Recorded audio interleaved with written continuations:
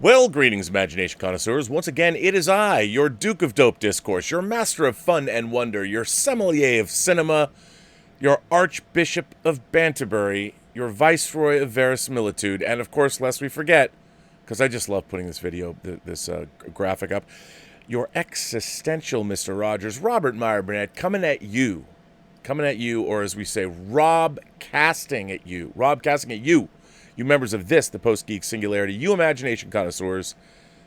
And here I am, broadcasting from the Robservations with the air conditioning blazing. It's actually kind of pleasant today. Very nice day out. Things are crazier. No, they're not crazier. You know why they're not? Because yesterday was crazy.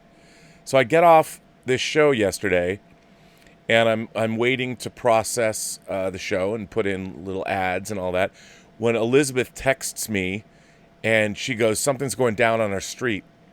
And I go outside, and there is an army, a flotilla, whatever you want to call it. Elizabeth said, like an army of cops came roaring down our street. And then I can see it. They're at the end of our street, just a couple hundred feet from our door. There are cops everywhere. They've stopped civilian traffic. There's like 4 or 5 cars that they've blocked off so they can't go anywhere. Then there's another car that has a door open. And I walked down there with Sophie, Elizabeth's youngest daughter, and there's a body on the street. Straight up body on the street. And just right there. I mean, literally, just right there. And if I wanted to, I could have walked up past the cordoned area off and just saw this dead body shot in the head. And apparently, and there was a gun battle. There was a guy next to me who lives a couple of houses down who was much closer to this action, and said that guy was stopped by the cops. He gets out of his car, guns blazing. He hit a cop, shot a cop, and they laid him out. Exchange of gunfire, and they killed the perp. And so it was crazy, and you could tell. They had no fucks to give about the guy who was on the ground. Nobody even was paying attention to him. They didn't cover him up. They didn't touch him at all. He actually stayed there for about 3 hours, 3-4 hours. Our street was closed down. This happened. Well, let me read you the story. I will read you the tale of what occurred, which was nuts. So a driver was killed and an officer was critically injured in a police shooting at the end of a pursuit in Pasadena Friday afternoon. The chase began around 3:10 p.m. near the corner of Walnut Street and Meredith Avenue when officers tried to pull over a 2015 Mitsubishi Mirage for a vehicle code violation. Pasadena police said in a news release. The driver failed to yield, leading himself and a passenger on a pursuit. Though the ordeal lasted 20 minutes before officers forced the vehicle to crash, police say they stopped chasing the suspect at times when his driving became too reckless. The black four-door became wedged between 2 police cruisers near the intersection of Corson Street and Allen Avenue about 3:30 p.m. An exchange of gunfire ensued, but investigators have not said who fired the first shots. Both the driver and the police officer were struck. The suspect died at the scene, officials said. Aerial video from Sky 5 showed a bloodied and motionless male on the ground. The body was still at the scene about 3 hours later. The officer was in serious condition Friday afternoon after undergoing surgery for a gunshot wound to his leg. 3 firearms were found inside the suspect's Mitsubishi, according to authorities. Police are continuing to investigate the incident, and no further details were available. I mean, it was crazy. And there was, I don't think I've ever seen that many cops in our neighborhood. But I have to say one thing. The conduct on display by the Pasadena Police Department was, I thought, great. Exemplary, actually. They were cool with bystanders. They were, they displayed the utmost professionalism. And I didn't see it go down. But even the guy that was talking to us about what had happened was impressed with the police conduct. And I honestly, this is all the information that we have, but it was just very interesting to get off of this show yesterday and to find out a massive police incident and shooting occurred on our corner. And it was pretty scary. And, you know, when you see a dead body on the street, on your street, it's always disconcerting. And yeah. So that happened yesterday. And we don't live in any particularly bad neighborhood. I mean, it's a nice neighborhood. It's all residential. We live close to Pasadena City College, and it's a pretty bucolic, idyllic neighborhood, you know, as far as cities go. And it's all houses, residential, some little apartments, things like that. But it was crazy. But we do live right off the freeway and close to a main thoroughfare. So I can understand how our street wound up involved, because it feeds right into downtown Pasadena. But it was crazy. And yeah, a little haunting, to be honest. But anyway, I want to welcome everyone to episode number 411 of Robservations, a show about something. You know, I was looking around for things to talk about, and there wasn't much. Obviously, there's not a lot of news going on, and a lot of people want me to talk about what I'm doing on the Schmodown, which this isn't really the place for Schmodown information, but I might make a video later explaining where I'm coming from and why my actions over the last couple days. There is method to my madness, people, just so you know. But there is an interesting article that I thought I'd share. Everyone knows that New Zealand has basically defeated the coronavirus. There is no more coronavirus. At least nobody is infected anymore. They might have one infection today, but basically they really tamped down and were able to get rid of it very, very quickly, which means that production will be coming back in New Zealand. And there is a lot of it, specifically the things that we are interested in mostly, Lord of the Rings and the Avatar sequels. I don't understand people that aren't Avatar fans. I loved Avatar. I'm not one of those people that are like, nah, it's Fern Gully, or yeah, it's Pocahontas, or it's Dances with Wolves. I'm like, classical storytelling that have endured centuries, sure, why not? Why not go back to those classical storytelling tropes? I thought Avatar, first of all, it's an astonishing achievement from a visuals point of view, and I enjoyed it. I didn't mind the classical storytelling. I mean, anyone who is not transported away when Jake Sully flies on his, I forget what they're called, the Amadi, what is it, Amadi Kai? I don't know, the Navi tribe, but the people of that tribe, when they climb up the mountains and Jake first flies, I mean, that is peak science fiction fantasy filmmaking right there. It's very transportive. I loved it. I've often told you guys that I saw that movie with my mother, not for the first time, but I took my mom and we saw it in 3D IMAX, and she'd never seen that before. And my mom, who's relatively, you know, not the most imaginative person in the world, but she was blown away by it. I mean, when it was over, she turned and looked at me and she's like, how did they do that? And it was amazing. It was amazing to watch. And so I'm a big fan to see what they're going to do, exploring the ecosystem of Pandora, a lot of underwater work. Obviously, James Cameron has made The Abyss. He's gone down to the bottom of the Marianas Trench. I can't wait to see what they do. But there is an article that I sort of passed by and didn't share with you guys about where New Zealand is at. And I figured I would do that. New Zealand returns to production, paving way for Avatar sequels and the Lord of the Rings series to resume filming. New Zealand's health and safety production protocols have been endorsed by the national government, we can reveal, meaning production. By the way, this was written by Andreas Wiseman on May 7th at 3:30 in the afternoon. Meaning production can restart in the country after it was halted by the coronavirus pandemic. Some film and TV shoots are already safely underway, the New Zealand Film Commission has confirmed to us. This potentially paves the way for the country's highest profile productions, James Cameron's Avatar sequels and Amazon's Lord of the Rings series, to get back underway in the coming months. Cameron and producer John Landau were filming live-action elements of the big-budget sequels when the pandemic struck. Since then, they have continued to work on the film's virtual production in California and with Weta Digital on the visual effects.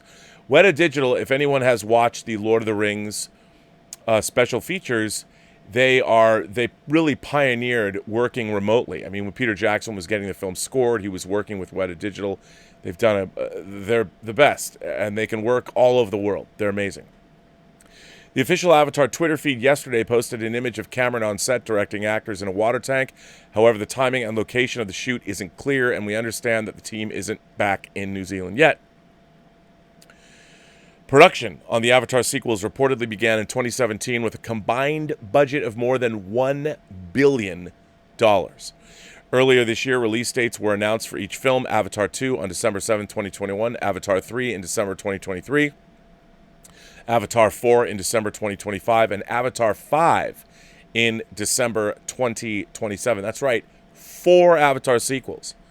Amazon's mega-budgeted series update of the Lord of the Rings franchise reportedly had to send home hundreds of cast and crew from the production's West Auckland, New Zealand shoot in mid-March.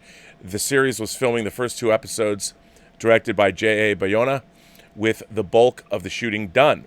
As Deadline reported late last year, in conjunction with an early Season 2 renewal for the fantasy drama, the Lord of the Rings series was to go on a 4 to 5 month hiatus after filming the first 2 episodes. There are no plans for production to resume to just finish the first 2 episodes, with the shutdown seeding into the planned 4 to 5 month hiatus. According to the New Zealand Film Commission, every production in the country will now be required to complete a registration with portal ScreenSafe in order to help the Ministry of Health with contact tracing and WorkSafe with monitoring. The New Zealand screen industry's COVID-19 health and safety standards and protocols were officially endorsed by government agency WorkSafe, funded by the New Zealand Film Council or Film Commission. The standard and protocols were developed by ScreenSafe with a team of industry experts. The documents outline safe production guidelines and can be found at, well, here you go. You know what? They gave you a link, so I'm going to put it in the live chat. Go read this if you want. How interesting. I would imagine this wouldn't just apply to production, but might apply to other businesses. I don't know. While full ScreenSafe COVID-19 health and safety production toolkit, which will be available soon, will include more detailed scenarios, templates, and contacts.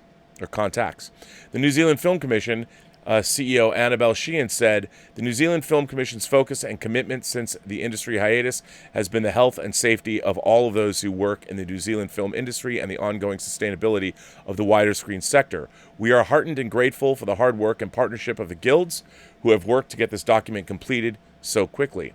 New Zealand has widely been upheld as an example to be followed during the coronavirus outbreak. The country has recorded only 1,139 cases of the disease and 21 deaths. The country's lockdown had been gradually eased in recent weeks, and further significant relaxation is expected next week, including the permission for gatherings of up to 100 people.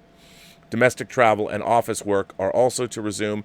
The country has restricted international travel and require arrivals to quarantine for a period of time, so the teams behind major international productions may need to wait a while longer, but the path to a return is becoming clear."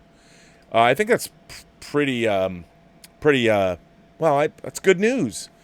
You know, I do see that people are going to come back and snap back from this pretty quickly. I like to see that production is resuming in New Zealand. And obviously you all know that I've spent a lot of time between 2001 and 2004 in New Zealand. I worked on, obviously, the Lord of the Rings special features, and then the production of Chronicles of Narnia, The Lion, the Witch, and the Wardrobe. My team and I were down in country for 14 months before I moved over to Australia and worked on Superman Returns. But one of the things that I've always been, New Zealand is one of the most impressive places to go. And if I ever had a project where I could move to New Zealand for 2 or 3 years at a time to work on a movie, I would do it in a heartbeat. New Zealand's fantastic. The people are fantastic. The food is fantastic. I love everything about New Zealand. The music is great. And if there's one thing that they do right, is they take care of their environment down there. You go to the beaches, there's signs about if you're going to fish, how much fish you can take. And everybody is it's just a very, very clean, wonderful place to be. And I really enjoyed it. So it's nice to see that there is production coming back. They do things right down there. So it's not surprising.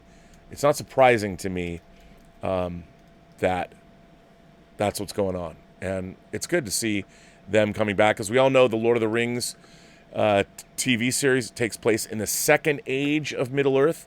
The Lord of the Rings takes place in the third age. We saw the end of the second age is the prologue of Fellowship of the Ring that Galadriel is narrating.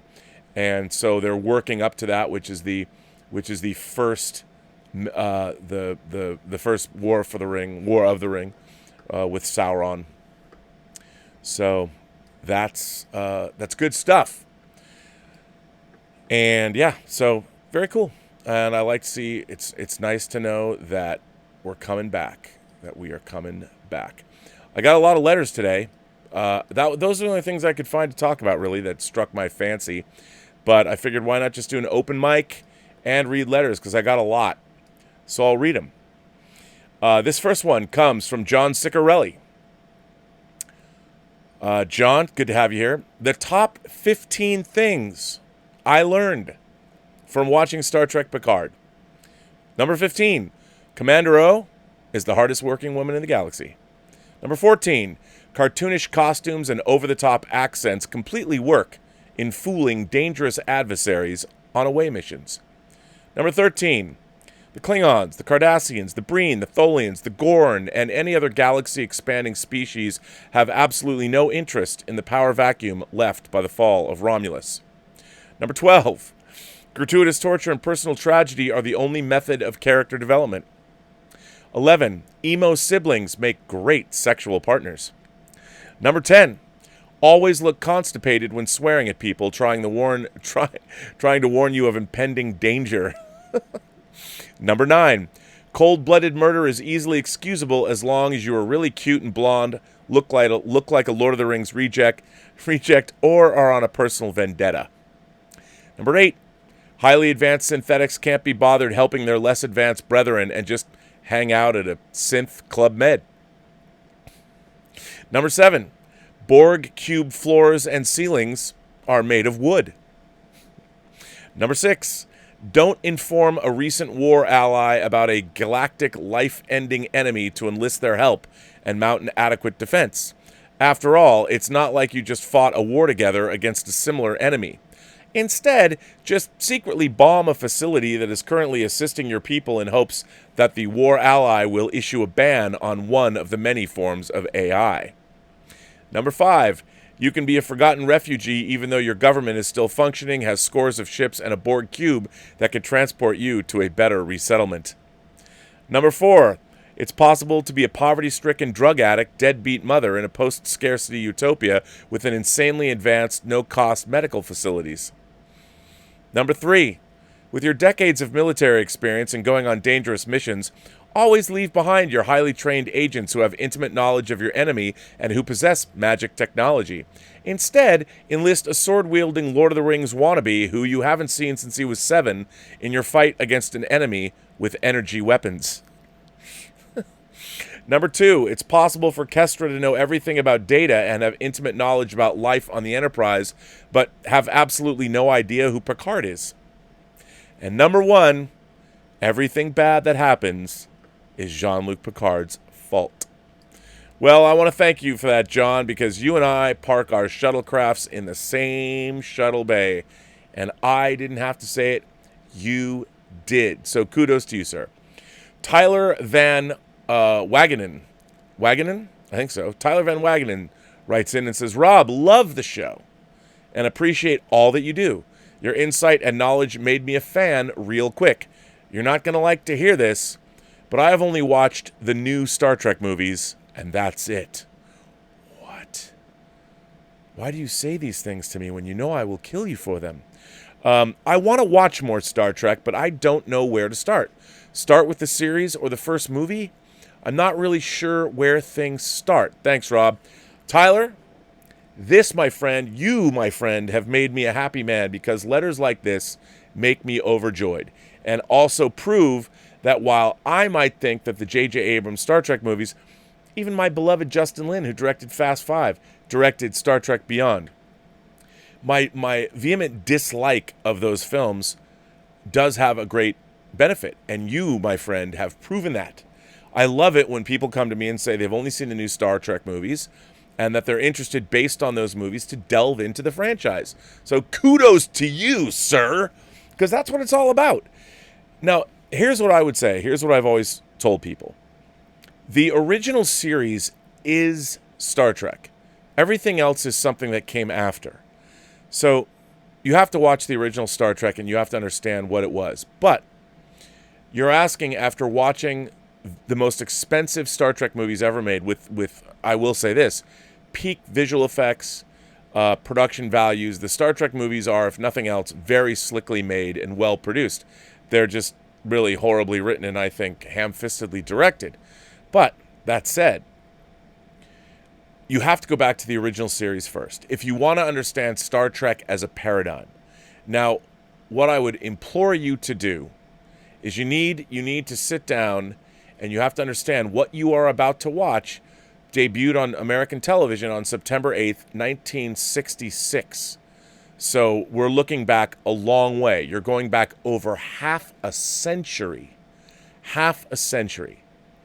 Now, you're going to see things, special effects from over half a century ago. You're going to see stage-bound planet sets. So when somebody beams down to an alien planet, sometimes they're on location where they actually went somewhere and shot. But a lot of the time they're stage-bound. And they have a very specific look, and obviously you know that they're stage-bound. But you just have to take those things into consideration when you watch. Because at the time, these were new. Now, looking back over a half century, things are going to look dated. The visual effects, which everybody makes fun of, which they shouldn't, because at the time, the special effects on Star Trek were incredibly sophisticated. The way they use matte paintings. I mean, matte paintings on a show. Beautiful, beautiful matte paintings, by the way. Blue screen effect shots with ships. What they did on the original Star Trek was pretty astonishing. Remember, Star Trek debuted 11 years before Star Wars came out. So, that said, I'm not trying to make excuses because I believe Star Trek stands on its own, but if you're going back and you're going to go back 54 years, just take that into consideration. Now, a lot of people will tell you that the first episode of Star Trek, without getting into it, there were 2 pilots made for Star Trek. One of them was rejected, and it was later used in the first season of Star Trek. I have told people to not watch that episode and watch it in the context of how it was presented in the original first season of Star Trek. You can go back and watch it, but if you watch it as the first episode of Star Trek, it was not the first episode of Star Trek. Yes, it was produced, but it was never aired. It was rejected. And it was rejected, I think, for good reason, as much as I like it. But one of the most genius things in terms of canonical reality, in terms of creating a universe that you can believe in, was done in the first season of Star Trek using that pilot. That said, and also the interesting thing is the second pilot for Star Trek, which sold the show to the network, actually was the 3rd episode aired. So it's a little odd. If you go by production date and you're like, well, the first episode of Star Trek to play on national television was The Man Trap. It was, but that's because I don't even know the reason. I'm sure Mark Cushman's book has it. But the original first pilot of Star Trek that aired that you need to watch, and this is where you should begin, is an episode called Where No Man Has Gone Before. And it details Kirk and his friendship with Gary Mitchell, played by Gary Lockwood from 2001 fame. This is before 2001. But that's where your journey for Star Trek should begin. And I have to say that I do think that Where No Man Has Gone Before is a great episode of Star Trek. It very much feels, it's set in the 60s. I mean, the show isn't, the universe isn't, but it's firmly, it's peak 60s science fiction. And you can see how it was inspired by Forbidden Planet, one of my favorite 50s science fiction movies, actually one of my favorite science fiction movies ever. So start there. Start there. And if you don't want to watch the entire series, and I understand who's got time anymore, as much as I would recommend watching the whole series, there are episodes in the first season that I think are better than others. And there's a lot of classic episodes that you can look up. I mean, the first Khan episode, well, the only Khan episode until we get to Wrath of Khan, which is the second Star Trek movie, that's in the first season. That's Space Seed. The first time you meet the Romulans, Balance of Terror. That's a great episode. The first time you meet the Klingons, Errand of Mercy. That's a great episode.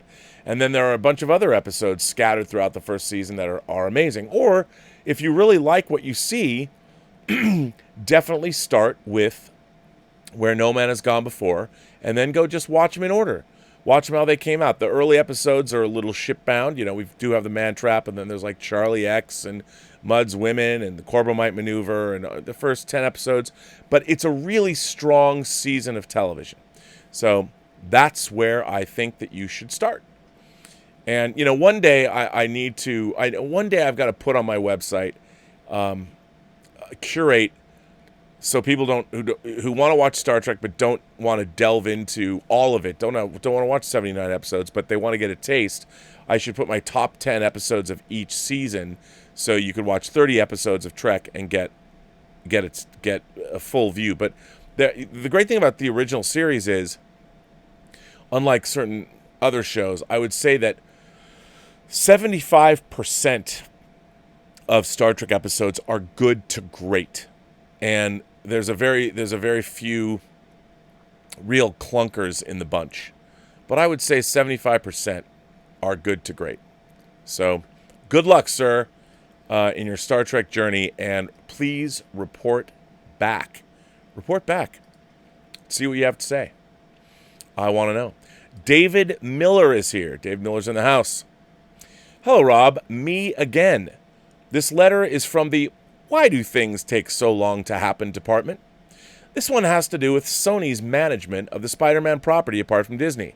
Sony has tried to exploit Spider-Man as a movie franchise, which is totally understandable, but their efforts in that endeavor are baffling. Trying to wring money out of a second-tier character like Venom and Morbius, dropping announcements of films based on the Sinister Six, Silver Sable, and, God forbid, Aunt May. This is the very definition of not seeing the forest for the trees. So what are they missing?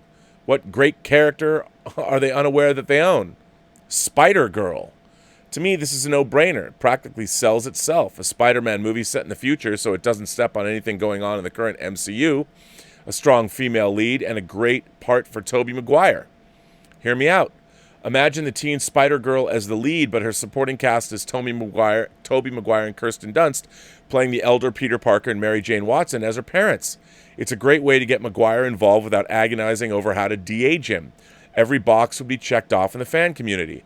Now, Rob, I'm not patting myself on the back for coming up with this idea. I'm honestly aghast that Sony hasn't at least hinted at this. It shows that the owners of the Spider-Man license have no emotional connection to the property. It truly is spreadsheet producing. All they know is that the Spider-Girl book didn't sell as many copies monthly as the Amazing Spider-Man book. End of line. Ultimately, this is another wasted opportunity among a throng of wasted opportunities. Corporations always want to play it safe, the race to be second, as it's been called. But timing is important. Having the right group of actors available is a finite quantity, and the window for this kind of movie franchise can close. Well, that's my 2 cents. Take care, Dave. Look, Dave, I am not, I don't disagree with you. I think that's actually a really good idea. The problem with that is you're talking about a number of issues there. First of all, Tobey Maguire and Kirsten Dunst, would they want to do it? I think bringing them back would be great. Now, they already have their MCU Spider-Man movies, which they're going to sort of morph and move into their Venomverse, their Spideyverse.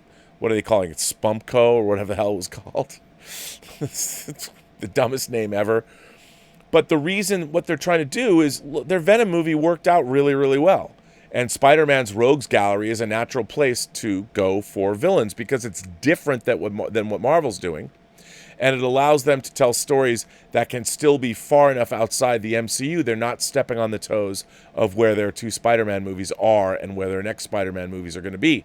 Because remember, we've seen Spider-Man now in 2 Avengers movies, in Civil War, and in 2 Spider-Man movies. So Spider-Man's been in 5 movies already. Tom Holland Spider-Man. So you want to make sure that the cross-pollination they've got going with the MCU isn't harmed. And again, I think you're right. I mean, if you had visionaries that are willing to spend these money, look, these movies are expensive. And the problem with any movie is that where's the script? Before you can make these movies, you need to have somebody come in and write a kick-ass Spider-Girl film. And they're just, as I've said on the show, it's kind of hard to fathom this. But in Hollywood, at any one time, there's really 20 people or less that the studios deem worthy of directing studio feature films. And let's face it, of those 20, it's really only the same 5 people that everybody wants. Because there's only so many people that are proven. It's all about money. These movies are costing $200 million plus. So who are you going to entrust with that kind of money? Especially what you're asking them to do is something that Well, there's never been a Spider-Girl movie before. How do we know it's going to sell? And bringing back Tobey Maguire and bringing back Kirsten Dunst, are we going to find ourselves with a $350 million Spider-Man 3 on our hands that makes how much money? So on a spreadsheet, it's really difficult to look at movies like this and go, oh yes, this is what we should already greenlight, because they already have 3 Tobey Maguire movies. They can look at those. That's all they're going to judge it by. And then when they think to themselves, Spider-Girl, how are we going to make that work? Because even the wonderful Into the Spider-Verse animated film, which was so good, didn't make a ton of money. It was successful, but not hugely so. And so, again, there's nobody at the studios anymore, no one, that are visionaries. You don't have somebody like Louis B. Mayer going, I'm going to make this. We're going to do this. There's nobody left that can do that because they can't. They're in our corporate society or corporate America, there's too many checks and balances, spreadsheet checks and balances. That's how business is done. You're a publicly held company. You're beholden to shareholders. You can't shoot from the hip like that. I think it's a really good idea, but unfortunately, the business is not going to. It won't allow that to occur. Unless you could make that movie for $50 million. But they don't know how to make a $50 million Spider-Man movie. There's nothing that tells them that you could even do it. I think you could. But what you need is a real filmmaker that can come in and make a movie. Like, the best example to me of a superhero film done on a budget, Deadpool. I mean, even Deadpool cost $65 million. But that was a film that had a lot of great creative people. It had a great script. They understood, the team that was put together understood how to make that movie work for $65 million. And it made 750 or 700 plus million worldwide. It was a monstrously huge hit for everybody involved. And it was because of the perseverance of the talent involved that made it happen. And it's interesting, you don't have people like a Tim Miller with his own visual effects company. You don't have somebody like Ryan Reynolds who really wanted to make a mark. You put those guys together and everybody involved, or the studio allowing them to do it. There's a lot of things that are not typical about what happened with Deadpool happening, and it was, again, hugely successful, but none of those things work underneath a corporate structure. They were able to make it work at Fox because the risk was mitigated. But how do you make a big budget? How do you make a Spider-Man movie when you already have movies that are out, like the Spider-Man movies they've already made for the MCU, or the Tobey Maguire Spider-Man movies, or the Andrew Garfield Spider-Man movies? You're looking at that. There's your model. How do you change that model? How do you get that paradigm down? Do you think Tobey Maguire is going to step up and be like, yeah, I'll work for scale. I'll be in another Spider-Man movie that was my biggest payday ever, but I'll come back, and since I'm playing an older character and I don't have to don the suit, or maybe I do, I don't know, but I'll do it for cheap. Unfortunately, it just doesn't work that way. I wish it did. I think the studios would be better off if they did do things like that. Unfortunately, they don't. I wish they did. This comes from Troy Williams. Hey, Rob, I'm a huge fan of the Clone Wars, and I absolutely love the finale. The Siege of Mandalore arc, in my opinion, was original trilogy level good. It was a story well told with great characters and was unabashedly true to the spirit of Star Wars. I was reading an interview with Dave Filoni the other day that highlighted something that is very important to creating entries into existing properties.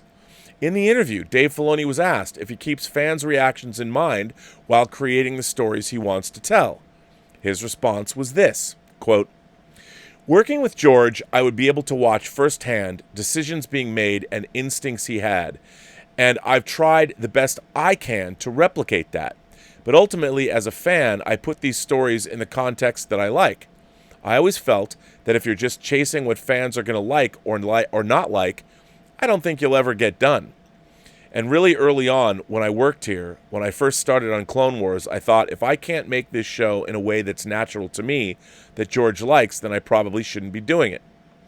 I would be wrong for it, and that would be fine, but I had to take my crack at doing it off what he taught me and see if it worked, and so far so good. 15 years later, I'm still here, so I guess I get it right most of the time. I hope." It struck me that the reason why Dave Filoni makes great Star Wars stories is not because he tries to guess what makes fans happy. That's completely unnecessary. Because he himself is a fan. He simply makes what he wants to see. That doesn't mean that being a fan automatically makes you good at creating content for properties. Most fan fiction proves that being a fan and being a good storyteller are not always mutual. You have to be a great storyteller as well as someone who understands the nature of the world you're telling stories in to successfully make content for TVs, movies, books, etc. All you have to do is look at Rise of Skywalker to see what happens when this is not the case. Now, there are quite a few things that I like in Rise of Skywalker, but there are also a lot of things that went wrong. One of the main issues was that the makers of the movie were trying to do damage control for The Last Jedi. So we got a movie that was artificially filled with things that the filmmakers thought the fans wanted to see. Had someone who has a deep love for Star Wars and understood its nuances and intricacies been in charge and told the Star Wars story that they wanted to see, I think the movie would have turned out better. Is it a guarantee? No. The odds would be more in its favor, though. There were a lot more problems to the entire trilogy than just this one element, the main one being the lack of a roadmap, but this is something that the Clone Wars did so well that I couldn't help but see a juxtaposition in this scenario, and I actually am a fan of The Force Awakens and The Last Jedi, although they certainly have their faults.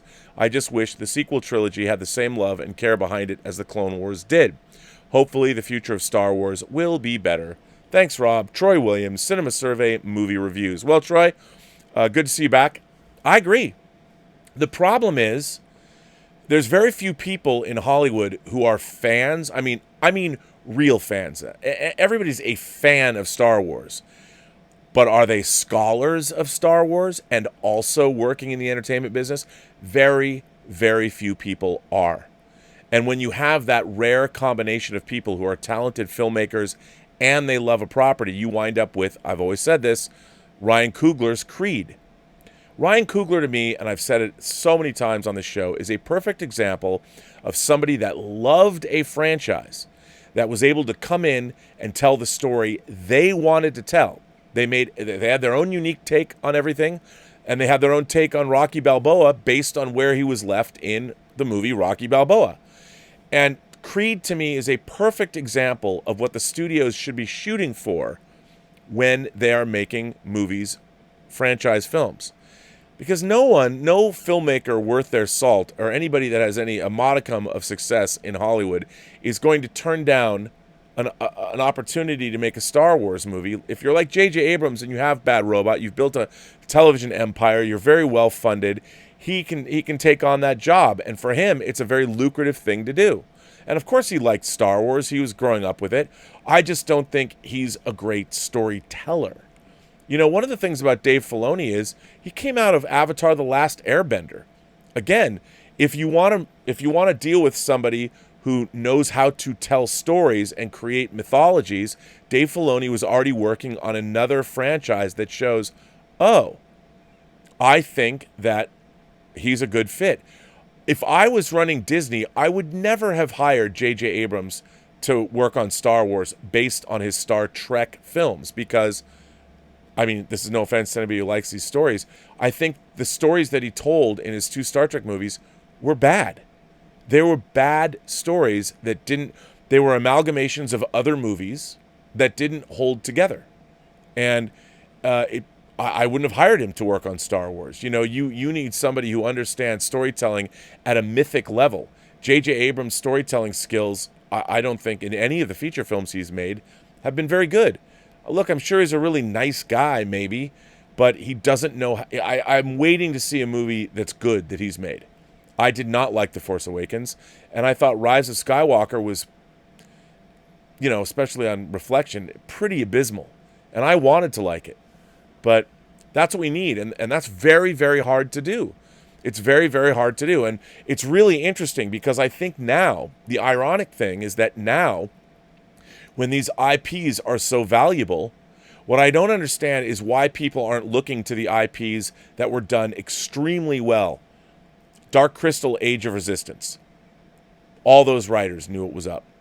If you go back and you look at the Clone Wars, obviously, especially these final episodes, The Mandalorian's been sort of hit and miss for me. But The Expanse, those are people, the showrunners are working, admittedly, from novels, but they're skewing pretty close to the novels. I mean, sure, they change things around and compress things, but there's a fealty to their source material. and that's really great. And look, for what you want to say about Weiss and Benioff, the first 5 seasons of Game of Thrones are pretty damn good. And again, they knew what they were doing. When they lost their roadmap, I think that's kind of when the show lost its way. But there's not a lot of people in Hollywood that really understand that. And a lot of the time it's because, when you're not dealing with, I know J.J. Abrams is an auteur, he's a writer-director, but he hasn't, to me, he's worked in everybody else's sandbox, and Super 8 was a Spielberg riff. I'd love to see J.J. Abrams come up with, he wrote Regarding Henry, which to me at least was more original than anything else, even though he's playing on previously existing movie tropes. But that's what we really need, people that understand, and we need scholars of stories who are also filmmakers, and there just aren't that many. So, but yeah, the Clone Wars, I've not watched the final Siege of Mandalore arc. I'm going to, but from all accounts, they did a really, really great job, and it was the kind of Star Wars we've all wanted to see. So it can exist. But again, the problem is also, and I'm not going to blame J.J. Abrams entirely, Disney had an agenda, not Kathleen Kennedy. Disney had an agenda, and that agenda was wrongful. It's a perfect example of how corporate think does not always work when it comes to the entertainment business. And that is, you cannot decide, well, we've got to make theme parks and we've got to do all this stuff, and we have to make sure that we're getting new fans in, so we can't rely on Luke, Leia, Han, Chewie to be at the forefront of this franchise. We have to have new, exciting young people. That was a mistake. That was a mistake that they paid for dearly. And from a corporate standpoint, they're like, what are you talking about? Force Awakens made $2 billion. Yeah, but did the other 2 movies make $2 billion? They should have. They should have. Yeah, you can say to me that I understand Empire Strikes Back and Jedi made less money than Star Wars. I know, but in this day and age, these should have been Lord of the Rings style successes. If you're not going back and looking at Lord of the Rings, which I know was based on previously existing material, so they knew where the story was going, but you still have to look at those stories and why they weren't developing all 3 movies tightly. And it's funny, you go back and you watch Jeremy Jahns, he did his Mirror Universe review for Star Wars Day of the Colin Trevorrow Duel of the Fates script. And what's interesting about that, how I felt about the Duel of the Fates script, was that clearly Rian Johnson and Colin Trevorrow and J.J. Abrams, there was much more synergy going on. Like, they were building off of what was being... It wasn't Rian Johnson that left Luke on an island. It was J.J. Abrams. And I thought, why would you... The end of that movie is a complete betrayal of Luke Skywalker. It's not it's not The Last Jedi. It's the end of The Force Awakens. There's your problem. Why wasn't there a coda where we know all about Luke and they set up everything that's going to happen? But they don't do that. But anyway, it's all Monday morning quarterbacking now, I know. But thanks for writing in, Troy. Let's see what everybody has to say over here. Let's see, you guys have been sending in stuff. Let me switch over there so we can see what we can see. Where am I at? Willow. Actually, Jeremy Tishibasu? Jeremy Tishibasu sends in a super chat. Thanks, Jeremy. Found this show recently. Been hooked ever since. Shout out to Omar, Paula, Vess, Hanok, Richard, Donnie, and others in the community. Thanks very much. Well, Jeremy Tishibasu, I'm glad you found the community. I think we have an incredible community here. The Post-Geek Singularity community can be very welcoming. So I'm glad you're having a good time with all of those people. And welcome. You're an imagination connoisseur now. Willow sends in a tip and says, what are the main changes to the ending of Interstellar from the original script? All I know is that the wormhole was originally supposed to collapse and there was no Tesseract.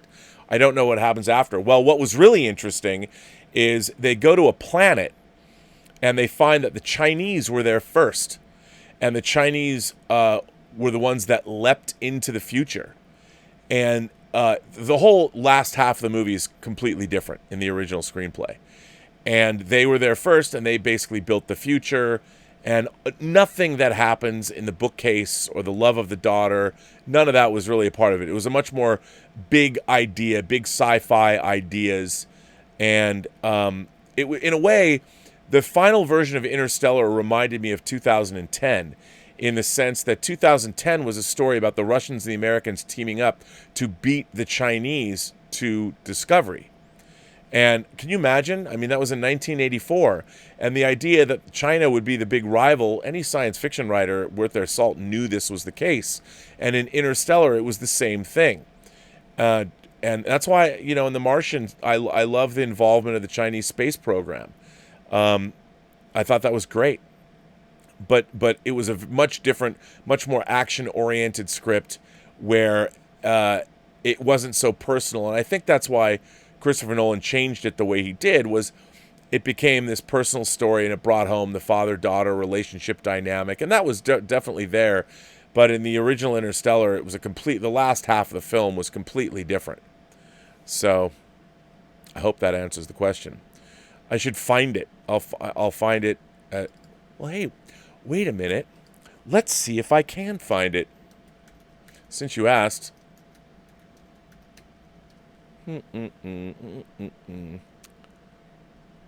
Actually, let me see.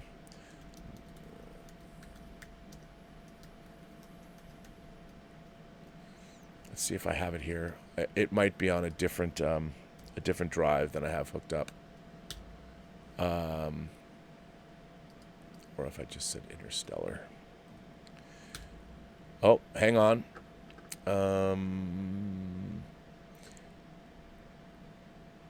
Yeah, it must be on a different... Here's all the original Discovery first season story outlines and the first 2 episodes of Discovery, episode 2, written by Nicholas Meyer. But I can't talk about those. I can't share them. But there they are. I have lots of interesting stuff on my computer. Unfortunately, on the drives that are currently hooked up... Oh, I bet I know why. Hang on. Let me see. Hang on. Hold on.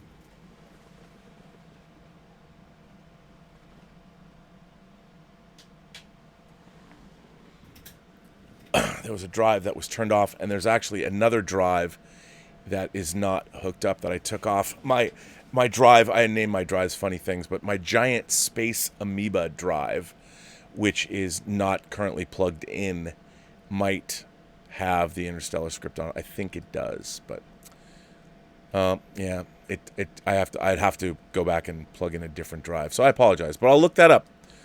Well, hell, I'll just send it to you. You can read it.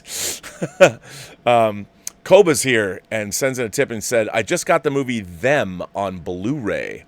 A great classic monster movie. Giant ants. Lovely Jubilee. Or did you mean to say Ghibli? I love Them. Them is one of my very, very favorite 50s monster movies. I thought the sound the ants make is great. If you guys haven't seen Them, so good. Jen Katagiri sends in a super chat and says, hello, Rob. No Country for Old Men has no music soundtrack. As movies become more realistic, I can see the day when music in movies is discarded. What do you think of the future of music in movies? Well, I think it depends. I mean, I Spit on Your Grave has no score either. I think it really depends on filmmakers. I look at music as a tool. It's like anything else. Can you further the story by using music? I mean, I can tell you from an editorial standpoint and a production standpoint that music really helps a movie come to life. It's part of the form of film. So having music, I think, is very important. So I think there will be movies made that don't have music or different kinds of music, atonal music. And then there's going to be movies that still rely on music. So I think it's going to be a combination of both. But, No Country for Old Men works without it. Mukbang sends in a super chat and says, guilty pleasure movie is Girl 6. Love the soundtrack, too. She Spoke to Me is epic. Well, Girl 6 has lots of Prince.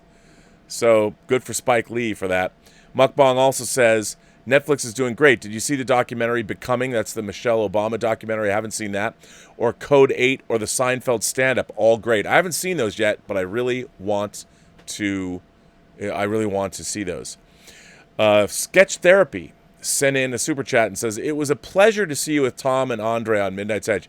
I love Tom and Andre and Rob and Midnight's Edge. I really do. And Mecca and being on the show. And I really like, is it Mystery Script Reader?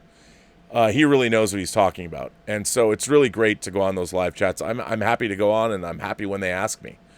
I think what's interesting is that one of the things I really like about the Midnight's Edge channel, about going on there, is that we actually have really interesting discussions.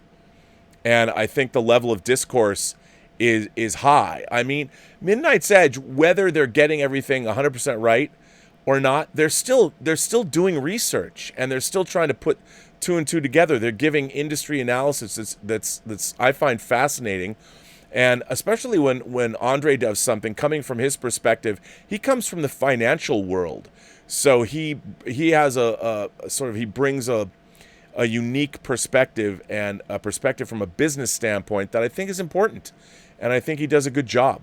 So I enjoy what they do. I was a fan of Midnight's Edge channel before I was doing my own show. I watched all of their videos. I like the production that they put into them. I like listening to Rob's narration. So, and they're not just they're not negative Nellies all the time either. Go back and watch Andre's coverage of Dune. He's as excited about it as I am. So, yeah, I like Midnight's Edge. Mukbang sends in a super chat and said, do you get to see Gallery 2 episode of Disney Plus? Wow, I think they're building to something amazing. Mukbang is referring to the second episode of the Mandalorian documentary. It was very interesting, and I thought the dynamic, I'm sure that I haven't looked, but I'm sure since it dropped, there's lots of people that are making videos about Kathleen Kennedy and Jon Favreau and all that.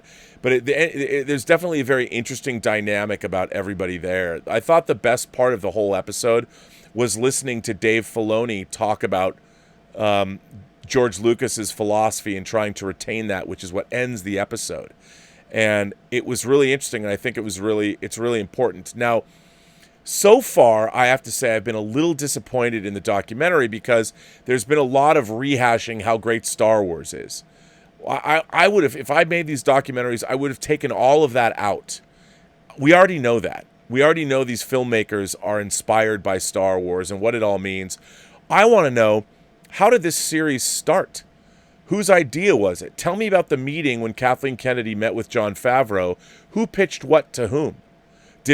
Was it spun out of the unmade Boba Fett movie? I'm as a person who produces special features, I want to know how these things occur. And while I do like listening to everybody pontificate about Star Wars and how great it is, we already know that, which is why we love Star Wars.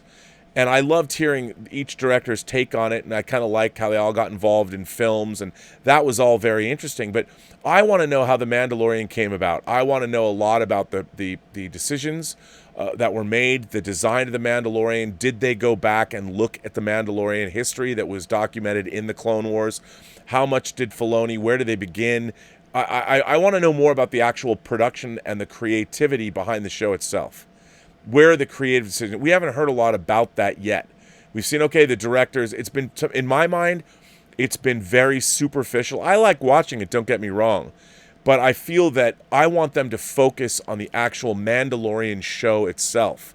I'm sure we're going to see more of the stagecraft technology, but I want to know about I want to know more about the show itself, But I do think they're building to something amazing. I think it's going to be great. Roger Green sends in a super chat and says, my guilty pleasure movie is Spice World. Have you seen it? You know what? Both Spice World and Josie and the Pussycats are way better movies than they get credit for. Way better movies. And I'm with you. I don't think Spice World is a guilty pleasure. I think when you think about it, okay, we're going to make a Spice World movie.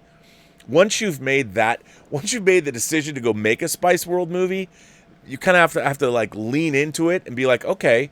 And I think for a movie called Spice World, it's pretty damn good. You know, I think for what it is in the world of what a Spice Girls movie could be, I think it turned out all right. Stubble McShave sends in a tip and says, since you talked so fondly about the Winds of War, I ordered a box of the Winds of War and War and Remembrance. How does War and Remembrance stack up to the Winds of War, and what are your favorite aspects of the series? Well, here's the thing. I think War and Remembrance is really good. The only thing about it is some of the key cast changed. So you're watching different characters. You're watching characters being played by different actors. That's my only objection to it. But it is huge and sprawling, and what I love about the Winds of War, it was the perfect frothy mix of familial history and drama, meaning there's families that we're following through. Basically, we're following the Henry family, Pug Henry and his wife and his brood, through World War II, through the beginnings of World War II. So it was more of a personal story, and you still get to see the Nazis and the Axis powers and the Allied powers, and you still get to see all of that, but it was done from a personal perspective, and I liked that. And that follows through with War and Remembrance as well. So you're seeing World War II through the eyes of this family and how they were scattered to the four winds and what happened to them, and all of these things are made very personal, as opposed to being a story that isn't as personal, that is wrapped up in the wider theater of all of World War II. And I think, in a way, this is going to seem a little weird for me to say this, but in a way, if there was a Star Trek show that was about World War II, somehow, if they approached it, it would be a lot along the line. It would be Michael Piller would produce a Star Trek show, and if it was about World War II, if this makes any sense, it would be like Winds of War. Because Michael Piller, when he came in the third season, he made all the Star Trek stories about the characters. They had to come out of the characters, as opposed to dealing with things from the outside in. He was always trying to tell stories from the inside out involving our characters. So that's why I love Winds of War, is because it's a personal perspective about a family. And again, that's also why I love Shogun. Because Shogun is really, you're seeing everything happen through the eyes of Blackthorn, this one guy. And that's why I find it really, really compelling. Though the golden age of miniseries. Speaking of Midnight's Edge After Dark is here. Hello, sir. How are you? Deadpool overworked and underpaid employees, though. Well, that is true, probably, but that's typical of Hollywood, though. I can't really speak to that in terms of, there's a lot of people, but you're probably not wrong. And Bob the Board Bard, our own Bob Koala, is here with his limerick du jour. What's with this word unobtainium? Did someone snort up some cocainium? How about hard to getium? Still gets me upsetium. It all pains the brain in my cranium. Okay, I gotta read that again. What's with this word unobtainium? Did someone snort up some cocainium? How about hard to getium? Still gets me upsetium. It all pains my brain. It all pains the brain in my cranium. I don't know about that. I think you're playing fast and loose with pronunciation, but it's pretty good. Pretty good. Stubble McShave says, I listened to a podcast about storytelling recently. One of the podcasters didn't like the term storyteller. He preferred the term story crafter. That term highlights that it's a craft that can be taught and that it would give more nuanced picture. I don't know, man. I think that people who are storytellers it's a skill. It's something that there's great storytellers are. I think there's something innate. It's a part of a person. But he might be right. I can understand where he's coming from there. A story crafter, you can learn to tell stories, but like anything else, you still have to have some natural talent. But that's interesting. A story crafter, I'll buy that. Nick Parrish with a 3-parter. What's up, Rob? I'm just curious. Have you ever played the Deus Ex games? I have not. I'm only asking because I just happen to be replaying Deus Ex Human Revolution for the first time in a while. And Rob, I appreciate the game even more than I did 8 years ago. I've never played it. Even though the game is fiction and nobody I know is cybernetically enhanced, the game has dialogue and conspiracies about the World Health Organization, U.S.-China relations, government corruption, and a viral pandemic very close to this time period. It's almost eerie how this 2011 classic is much more relevant in 2020, and what's even more interesting is that the game takes place 7 years from now. Who knows where we'll be then, Rob? This is a perfect time to play a game like this. Hey, like any great speculative fiction, if you do your research, there's certain conclusions that can be drawn about where we're at and what's going to happen, and great science fiction does that. So that's not surprising to me. So that's cool. I should probably jump back in and play those games. Dan V sends in a tip and says, Season 7 of the Clone Wars was encapsulated the show well. The first arc was really good but unnecessary. The second arc was terrible and shouldn't have been so long. The final arc was great. The show was very up and down in quality, but it went out well. Yeah, I like the Clone Wars a lot. I mean, I really enjoyed Season 6 too. I thought they did a lot of really great stuff. And even it started out pretty well. I didn't like the movie, but the show started out well. And it was up and down, but I liked it. Dan continues on. Dan continues on and says, Ahsoka is still a continuity black hole, and it doesn't make sense that there wasn't an extended scene in Clone Wars with Palpatine and Anakin mentioning her to tie into Revenge of the Sith. It doesn't make sense even if the final arc was great. Yeah, how they had to work everything in, it's kind of rough. Jason S. sends in a tip and says, would you support the DCU movies rebooting, making Superman a woman going forward? Say they change Kal-El into a woman named Clark Kent, who self-identifies as a man and calls herself Superman. Could you get behind that change and support it? Super trans? No, I couldn't. I would think that was pandering, and I would think that was just really ridiculous. Look, I think it'd be interesting if somebody wrote a compelling trans superhero character and dealt with issues like that. I think that would be interesting, but why would you want to do that? That's not what Superman is. But I would have no problem reading a really well-written story about a trans superhero if they dealt with that whole idea. I mean, the trans population is a very small population of humanity, but there's very real issues going on there and things that remain unexplored. And in the context of a superhero story, if there's a trans superhero, I mean, I don't know necessarily, I do think sometimes when, a trans person, what could make a great superhero story is the idea of identity. Especially, you're dealing with a fundamental question of your foundational vision of yourself. What does it mean to identify with a different gender than what you are, or a different kind of a person than how you've been born? If I mean, I when it comes to something like that, I'm a firm believer that there are people that were, for whatever reason, are born as trans people. I think it's absolutely a naturally occurring thing. And it's something that is a result of the development of them in the womb, and it's real. It's a real thing. It's not some weird. It's not some imposed psychology. I mean, look, I think there are people that would want to be trans and it becomes fashionable or something. That's true too. But I think somebody who was born with some kind of those feelings, and that's what makes them become a superhero. That could be really interesting if somebody were to do a story like that. So I wouldn't have a problem with that at all. I would have a problem if the DCEU was making Superman stories and they would change Superman fundamentally like that. I want to see Henry Cavill come back and play Superman.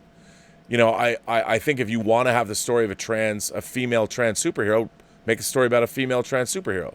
But that's not Superman. And I don't think it's not inclusion either. In a way, that would be more detrimental than anything else to everybody involved. It would be kind of a bummer, because what you're doing is Superman is a literary character. It's been around since 1938, and why would you want to do that? Then it's not Superman anymore. Paul Gilmore says, after a grueling month of waiting, it finally came, the Possession Mondo edition, and my God, is it beautiful. Have you told me that before? Are you the second person that got the Possession Mondo Blu-ray from this show? I love that set. It's a great set. It's got the soundtrack. It's really awesome. I'm glad you got it. Mukbang sends in a super chat and says, Coogler, is there a way you can interview him? You know, I would love to interview Ryan Coogler. I would love it. I mean, now that I have some interviews under my belt, especially with like David Goodman and Brian Fuller, I've never reached out to Ryan Coogler. I mean, I don't know him. I don't know anybody that knows him. I heard him interviewed once. I think we would have a great conversation. I mean, I would love to interview Ryan Coogler. I really want to interview Kevin Feige. And, you know, I don't know if he would. Let me interview him, but why not?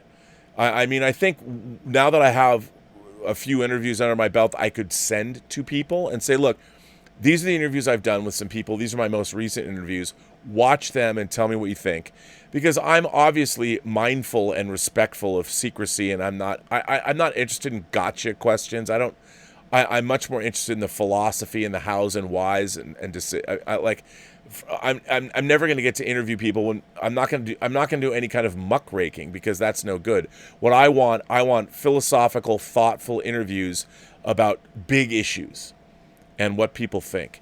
And that's what I would be interested in. And Kevin Feige probably doesn't have time to do that, but if I ever got him on the phone, I bet I could convince him that we could have a great interview. And I just haven't reached out to anybody else.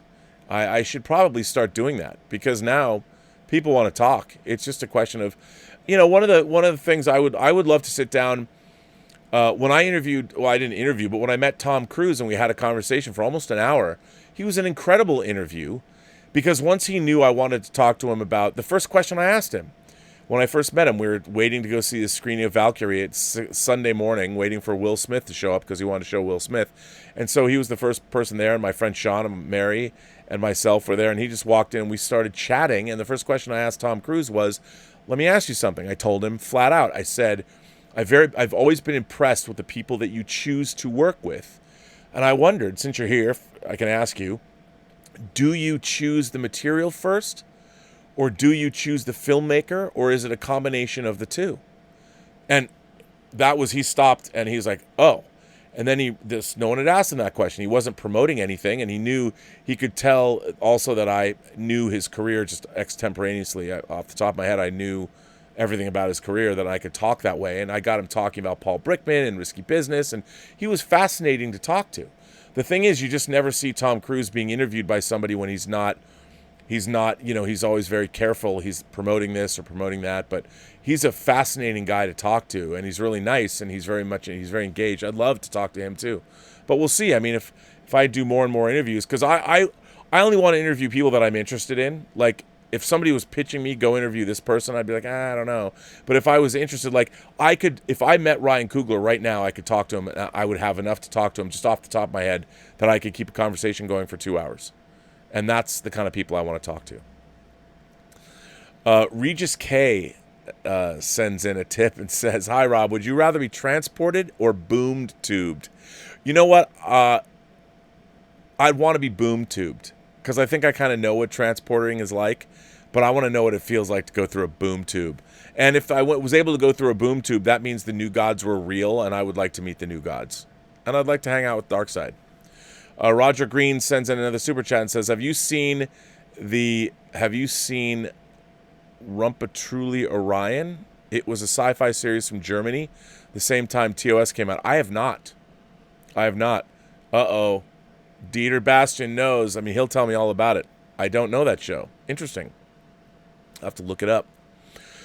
John Ortiz sends in a tip and says, Dark Shadows creator Dan Curtis and composer Robert Colbert also did War and Remembrance and Winds of War. Love both of those themes. Oh my God, let me just tell you about Robert Colbert's Winds of War theme. Da na na na na na na na na na na na na. I love that theme so much. It's the best. I have that CD. It's great. So good. Paul Gilmore sends in a tip and says, I'm not sure if you already talked about this. I just came in. But what do you think of the lawsuit against Amazon Prime deleting movies purchased, saying it is more of a long-term rental than ownership. Okay, I haven't talked about that, Paul. What Paul's talking about is there's a class action lawsuit being brought against Amazon for deleting material when people have downloaded things, or Amazon's getting rid of it. Nobody has. They won't win. It's in the small print already. Amazon's, their ass is covered. The idea that anybody thinks that downloads or if are permanent, it's ridiculous. That's why I collect physical media. And I understand people get mad, like, oh my God, you get on a crusade. I'm like, you already signed. Read the fine print. I know nobody wants to read their terms of service agreements because there's so many of them. They last for so long. But I mean, I'm sorry, but that's just the way it is. And that's why I buy physical media. That's why I buy physical media. Kevin Lobnitz is here. I think Kevin, I don't know if Kevin has been here ever. He sent me a letter. My name is Kevin Lobnitz, and I'm writing to you from the beautiful city of Jena in Middle Germany. After I heard about the Trevorrow script of Star Wars Episode 9, I did some online research in order to be able to read it. I didn't, but luckily I found your YouTube channel and began to watch your videos as part of my lunch break procedure for 2 months. I concur with many ideas and thoughts you have on specific things, like the development of Star Trek and Star Wars, and also sometimes disagree in general themes, like how many networks are starting to do their own thing in terms of streaming and online distribution. Please note that the idea of TV networks is something a bit alien for many Central Europeans. Well, that makes sense.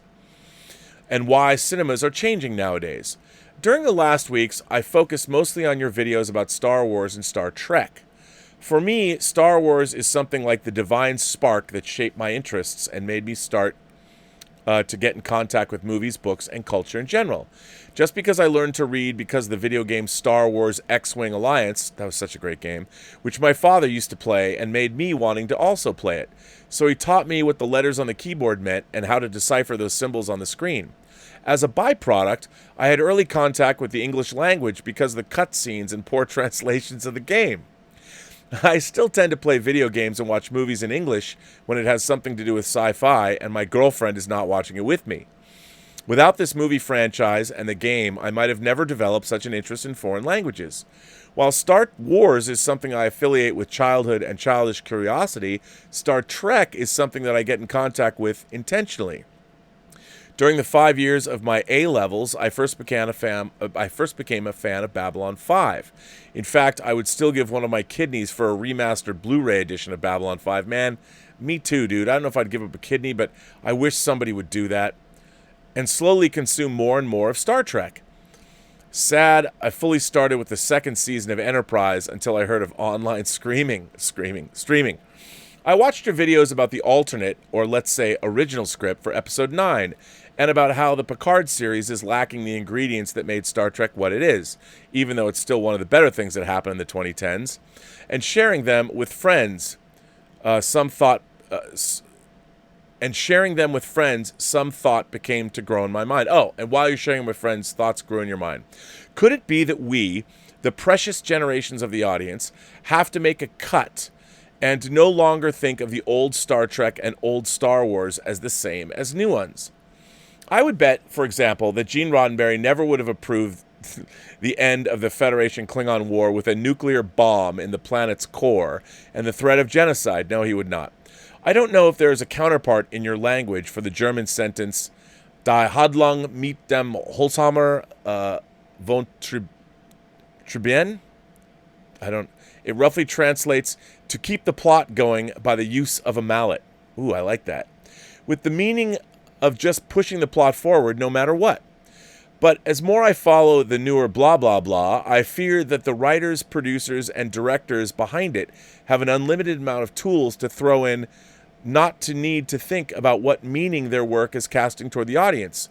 For me, it kind of looks like they just want to produce a product and less about the quality. What are your thoughts on it? Thank you for your attention, and I wish you a nice day. Sincerely, Kevin Lobnitz. Well, Kevin, first of all, thank you for writing in. I'm glad that you are enjoying the channel, first of all. And you know what? Between Saarbrücken and now Jena, I need to visit Germany and hang out with all of my German friends, you and Dieter, and that would be a lot of fun. Here's where I think that here's where I think a lot of modern media storytelling is failing us. It's falling back on formula. There are anybody that grew up reading the screenwriting books, whether it's Sid Field, whether it's Blake Snyder's Save the Cat. There's all of these formulas by which movies and television are written.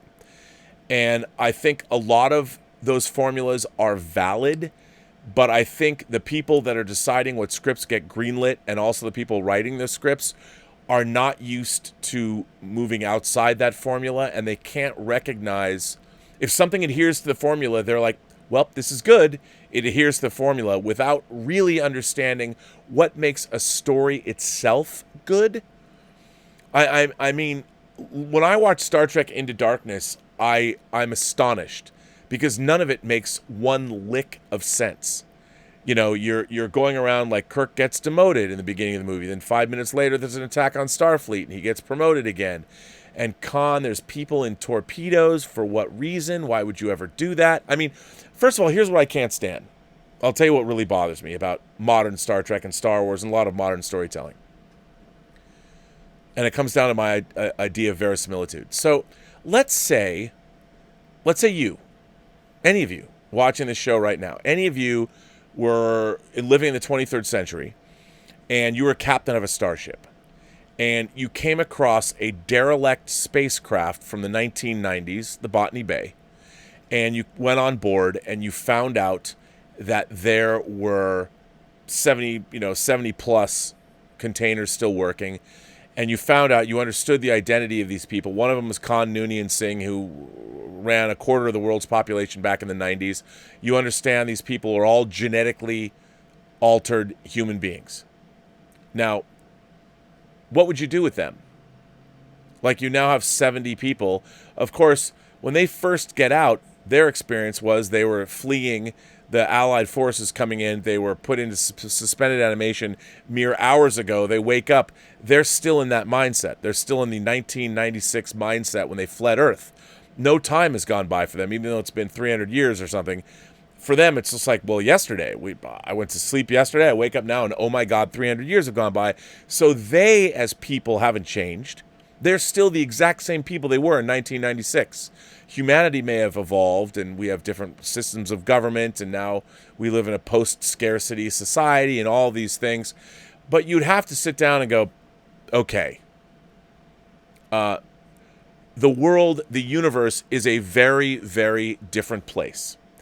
And you guys, jumping forward in time, I understand, Khan, that you might still want to be a tyrant and maybe you're bred to rule. But now there's a universe to win. There's a lot of ways that these people could be put to use that they would find useful in our modern universe. I mean, if they wanted their own world, you probably could accommodate them. But this idea that suddenly, that because their situation has changed, that they're going to be the same people that they always were going to, like, we're going to take over. You know, we're going to take over the Enterprise and we're going to do whatever we want. I mean, that doesn't make sense. People that were smart, like Khan, would be like, well, obviously, the entire world that I just left is gone. Nothing that I know is around. So even my desire to rule the planet Earth, well, that's gone away because now there's thousands of planets and all kinds of people. So what bothers me is that when stories are told and the elements of those stories are not, they're not extrapolating upon what's actually there. Like, if you're saying that, okay, the reality is A, B, C, and D. Well, the question then is, there's A, B, C, and D are true. E, F, G, and H must also be true. And one of the things that I thought was strange about, say, Star Trek Into Darkness is none of it makes any sense at all. None of whatever Khan wants, what is going on with his people. I don't even believe that a Starfleet Admiral, Peter Weller's character, if you find Khan, why is he developing? What does he know about the technology of that would be like me unfreezing somebody from 300 years ago and being like, hey man, why don't you come and work in our most advanced weapons research laboratory? I mean, that makes no sense. Somebody from 300 years ago, it doesn't matter how quick they can read technical manuals, they're not going to be able to think three-dimensionally. They're just not. So you have to tell a story from the perspective of, well, then what? And because they never establish anything about Khan, Noonien, and Singh in Into Darkness, they rely on what our pop culture knowledge of Khan, not even from Space Seed, but from Wrath of Khan. And that's just ridiculous. It was silly. Even Nicholas Meyer, when he wrote Wrath of Khan, when he came back in and rewrote Jack Soward's, uncredited, of course, he went back and watched the episode Space Seed and extrapolated upon that. I mean, that's what I hate. I hate these again. How do you make a movie where Emperor Palpatine comes back from the end of Return of the Jedi? Not only does he come back, he comes back like 30 years later, and he's got fleets of Star Destroyers. I mean, the whole idea, there's 1,000 unanswered questions that, in my mind, get in the way of enjoying a story. The first question is, well, how do you come back? How did you escape the Death Star? How is the Emperor's throne room that was on a little tiny, tower on the surface of the Death Star, how did that even survive? I mean, none of that makes sense. And when you bring up those questions, look, a good writer would not make those questions even be able to be asked. But anyway, that's what I can't stand. Anyway, it bothers me. Conrad Jaschke, I think. Conrad Jaschke. Hail, Rob. Relatively new fan here. I wasn't able to listen to your latest stream live about the Disney parks and just got to the comment about the transporter. The comment really got my blood boiling. Right off the bat, calling everyone they don't agree with a toxic fan. Glad you said you were part of the toxic fandom. I don't know if I would say that I wouldn't call myself toxic. And what's interesting, like Mark C, who comes here a lot, he was the one that first professed himself as a toxic fan, but I didn't find that to be the case. He's a thoughtful fan. But the worst was the next statement. Transporter rant, authoritative, myopic, nitpicking. Does this person not understand that one of the most beloved things in nerddom and fandom is to argue about how something works? Why it was in the show, how a certain character wouldn't do a certain thing, or how such and such was a plot hole? Some of my favorite memories are walking home with a friend late at night after a long session of D&D. We would stop at the corner before going our separate ways and then talk until 3 a.m. about how a light spell worked, the physics of it, or even how a transporter worked. Fan comes from fanatic. We're fanatical about our love for the property. We nitpick everything we can within the laws of the particular universe. Some of the things I love about sci-fi is to take something we can't do right now, like anti-gravity, and set some rules down on how it works, and then let the characters and story use those rules. Verisimilitude must be kept. Well, Conrad, you and I, sir, park our shuttles in the same shuttle bay. Look, I agree with you.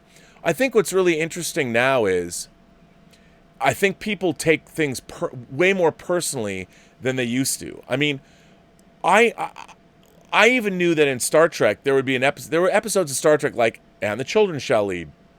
When it would come on, I'm like, I hated that episode. I'm like, as much as I love Star Trek, I'm like, this fucking episode sucks. How did these people make this episode? How did they allow this episode to get made? Melvin Belli as Gorgon, the friendly angel. Hail, hail, fire and snow. Call the angel, we will go. Who thought that was a good idea? Who actually sat in the edit bay and said, yep. I mean, I don't understand. But you're right. And I think all of the good writers that I know a lot of writers that work in television, whenever you sit down with them and you start talking about things, you always are having these conversations. How do things work? Why do they work? Like, I remember before I knew her as well as I do now, Kay Rendell, who wrote for Millennium, I would always see her and her writing partner Aaron at the comic book store, and then we would get in these ranty conversations about the X-Files, which she loved, But then it was apparent that when it kind of went off the rails, and we would talk about, like, the X-Files to me is a perfect example of a premise that painted itself into a corner, and I'll bear with me on this. I've talked about this before. So, in the X-Files, there's human conspirators who are in cahoots or are somehow communicating with aliens.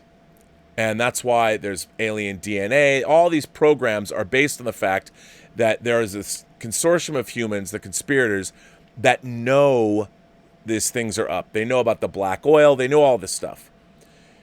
But there's never a time when they've ever really defined who these aliens are. Now, we saw in the movie, which made absolutely no sense, that there's a gigantic alien spacecraft that's underneath the Arctic. Okay. But who have they been talking to? Like, where are these aliens? Are they on a mothership somewhere?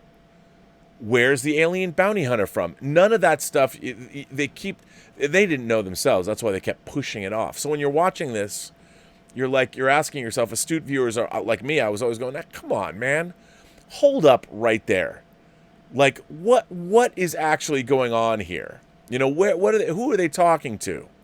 And you never had that. This is a very basic question. That's why the X-Files, I was with them the first 4, maybe 5 seasons, and then I realized they don't know the answers to these questions.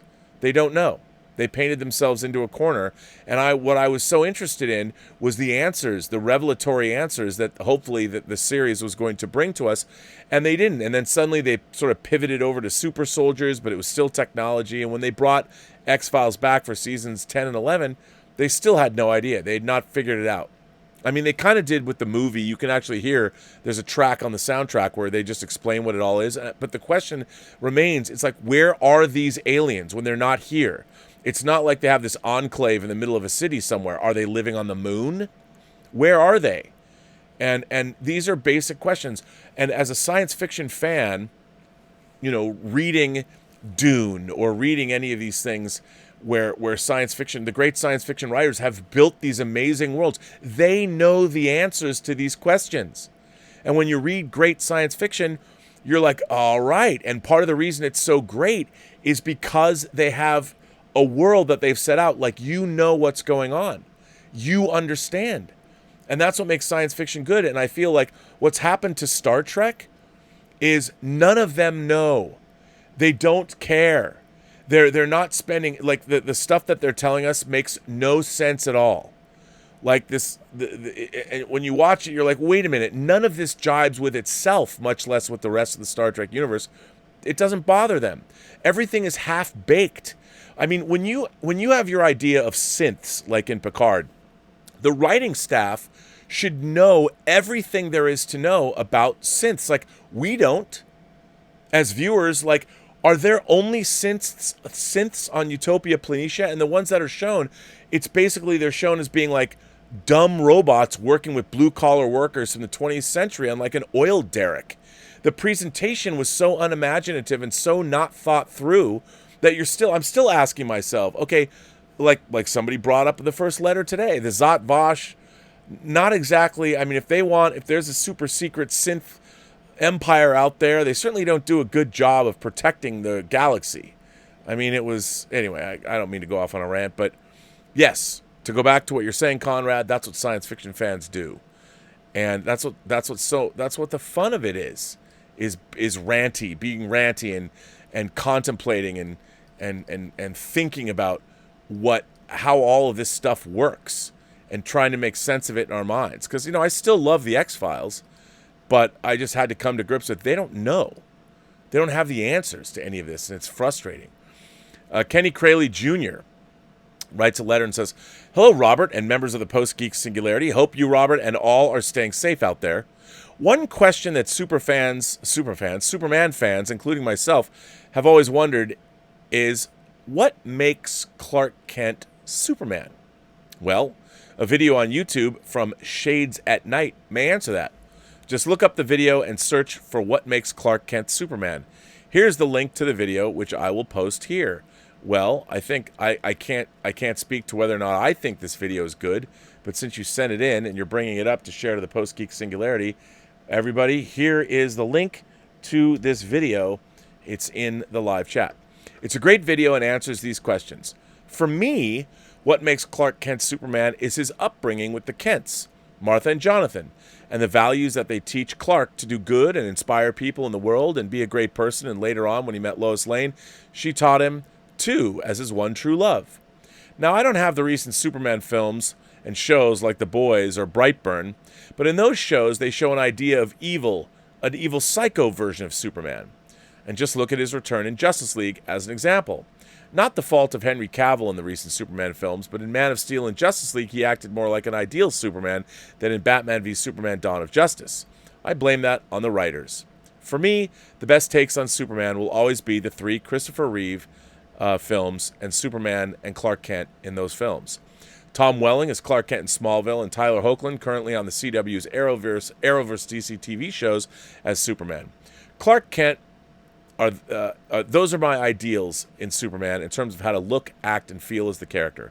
Also, the Superman comic stories I choose to read are happier stories, like some of the post-crisis stories, DC Rebirth by Peter Tomasi, Patrick Gleason, and Dan Jurgens, plus some of the Brian Michael Bendis stories of the recent time. I don't know about you, but for me, I will always take a happy, chipper, smiling Superman any day of the week over a dark, depressing, and moody Superman. Anyway, just my 2 cents. Now let's hear what you have to say. Keep up the Superman amazing work, Robert, and members of the Post-Geek Singularity. Up, up, and away. Truth, justice, and the American way. Help, hope, and compassion for all. Sincerely, longtime listener, watcher, and super fan, Kenny Crayley Jr. from Ohio. Well, Kenny, what a great letter. I think you forgot something that I would like to add, and that is, of course, Jor-El. The teachings that Superman received, like in the movie, all the information from the 28 known galaxies, and from the time Superman creates the Fortress of Solitude to the time he's Superman, it's like they spend 12 years exploring this knowledge in the fortress. And I think that is incredibly important. So I think Jor-El has a big part, and his Kryptonian heritage has a big part of Superman as well. So I think that's a part of it. But I like happy Superman stories. I mean, I like interesting Superman stories too, like when you delve into whether it's Kandor or other Kryptonians, or what does that mean, and what is the responsibility that Superman owes to the world. Like, obviously he can't help everybody all the time. So knowing that how does Superman deal with child abuse? Like, I find you could write a really interesting story about that, but with how many abused children or abused wives or whatever, how does Superman live in a world and allow that to continue? I mean, the idea of being Superman, do you work on a mega level, or do you work on a micro level? Do you work on a macro level or a micro level? I think in Superman's case, he has to understand that he can't live up. He can't live on a micro level because the world needs him. And the plight of individual people, while he can help when he can, I think a Superman story like that would be sort of interesting. Like, how would he deal with that? Justin Reynolds writes in and says, hello, how are you holding up during the pandemic? What is keeping you sane? Well, thank you for writing in, Justin. I've been really busy during this time. I created all of this. Dave Parker and I, we were each doing our own special features for the Hills Run Red, and I did a lot of brand new special features. By the way, somebody said that the special features that they are getting on Hills Run Red were made 12 years ago, and they were never released. That is not true. All of the special features, while I used snippets of conversation in my original documentary that also appears on the disc, everything is brand new, and I did not double up on anything. And I had 24 hours of footage that was just never used. It's never been seen before, so I dipped back into it.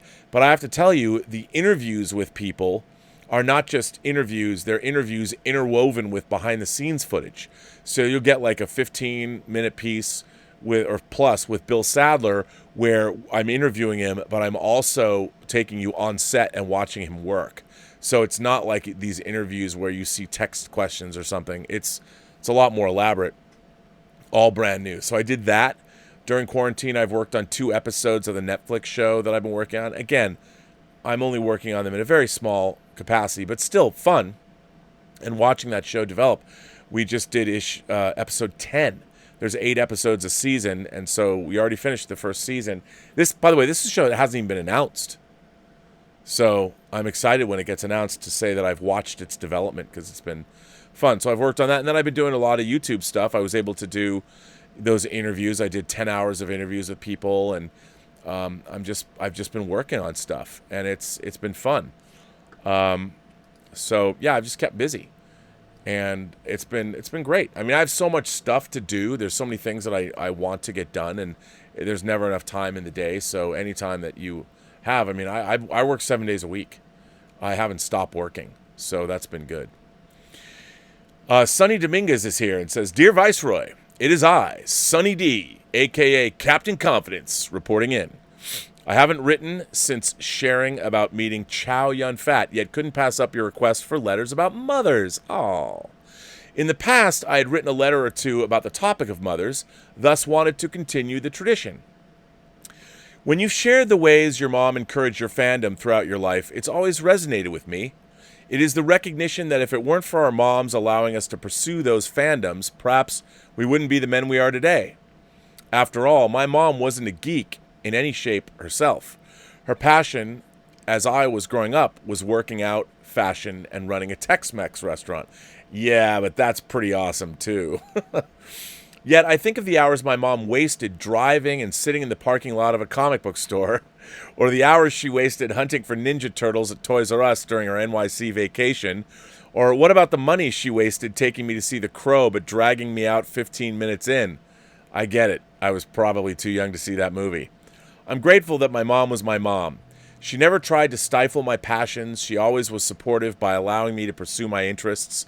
These past 15 years have been tough for my mom as she divorced my dad, lost her restaurant, both her parents, my grandparents, passed, and well, I still haven't given her grandbabies. Yet through all that, I got to witness how strong and resilient my beautiful mother really is. With that said, I wanted to ask about a trend I had seen in movies and TV shows prior to the current popularity of comic book properties. I feel that for a long time, Hollywood made us out to be man-children who never wanted to put away the toys and comics and grow up. I believe people call it the Peter Pan syndrome. Rob, if you were to ever direct a movie again, I'd love to see your take on fandom from angles never explored before. An Almost Famous of the Post-Geek Singularity. Almost Famous, by the way, is one of my favorite movies, the longer bootleg cut. My mom gave me the two greatest gifts, life and allowing me to be myself in all my fandoms. Thus, I just wanted to say, I love you, Mommy, from here to heaven and back. By the way, my mom is still alive. It's just the thing we used to say to each other. Sincerely, Sonny D. P.S. When are you going to rock that Han Cholos shirt I gave you? Oh my God, I haven't I did wear that once. I have to, I got to find that. Where is that? I don't know where that is. I got to find it. It's around. I will rock it for you. I love that shirt, Sonny. What a great letter.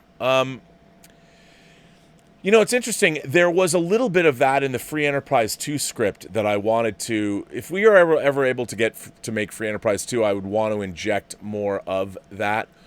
But you know, fandom now is so different because when I was growing up, I was really, I mean, I had friends that were into it, but nobody was nearly as into it as I was when I was a kid growing up. They're just, you weren't into it. I mean, people weren't really into it. And it was a combination of things. I mean, it was, I read a lot of books. It was reading, and it was all of it together. It was not just watching things. I was never a passive viewer. I mean, I had to know everything. I had to read books about everything. I had to know why people made these decisions. How did this happen? And so it was interesting. And also at the same time, I was a really social kid. Like, you know, I had my first girlfriend. I was 13, and we were doing wholly inappropriate things at a very young age. But I mean, it was really interesting. I mean, my interest in fandom was also born out of my interest in the world around me. I was so interested in everything around me and most of all, I was interested in people. And I thought that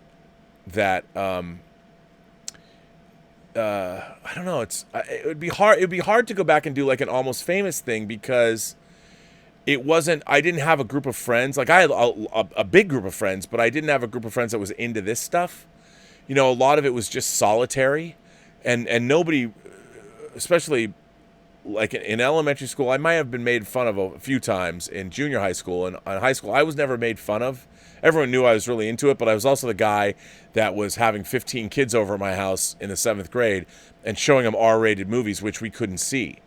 And that was fun, you know, so it's interesting. I don't know. My parents are just happy that I was so into it, and maybe I was so into it because they fostered this environment. Well, like my parents never said a bad word about another person, race, sex, color, creed. My parents never said anything bad about another person, and they too were my parents were really into golf and all that. They were really into it, so they had this shared interest that they had, and they just liked supporting my interests in things. So, I mean, it was pretty great. But I don't know if I would have an almost famous story to tell. But that's an interesting idea. I like that idea. But I really like this letter about your mom. Give your mom my best. I hope she has a great Mom's Day. Take her out. Does she still work out? What's she like now?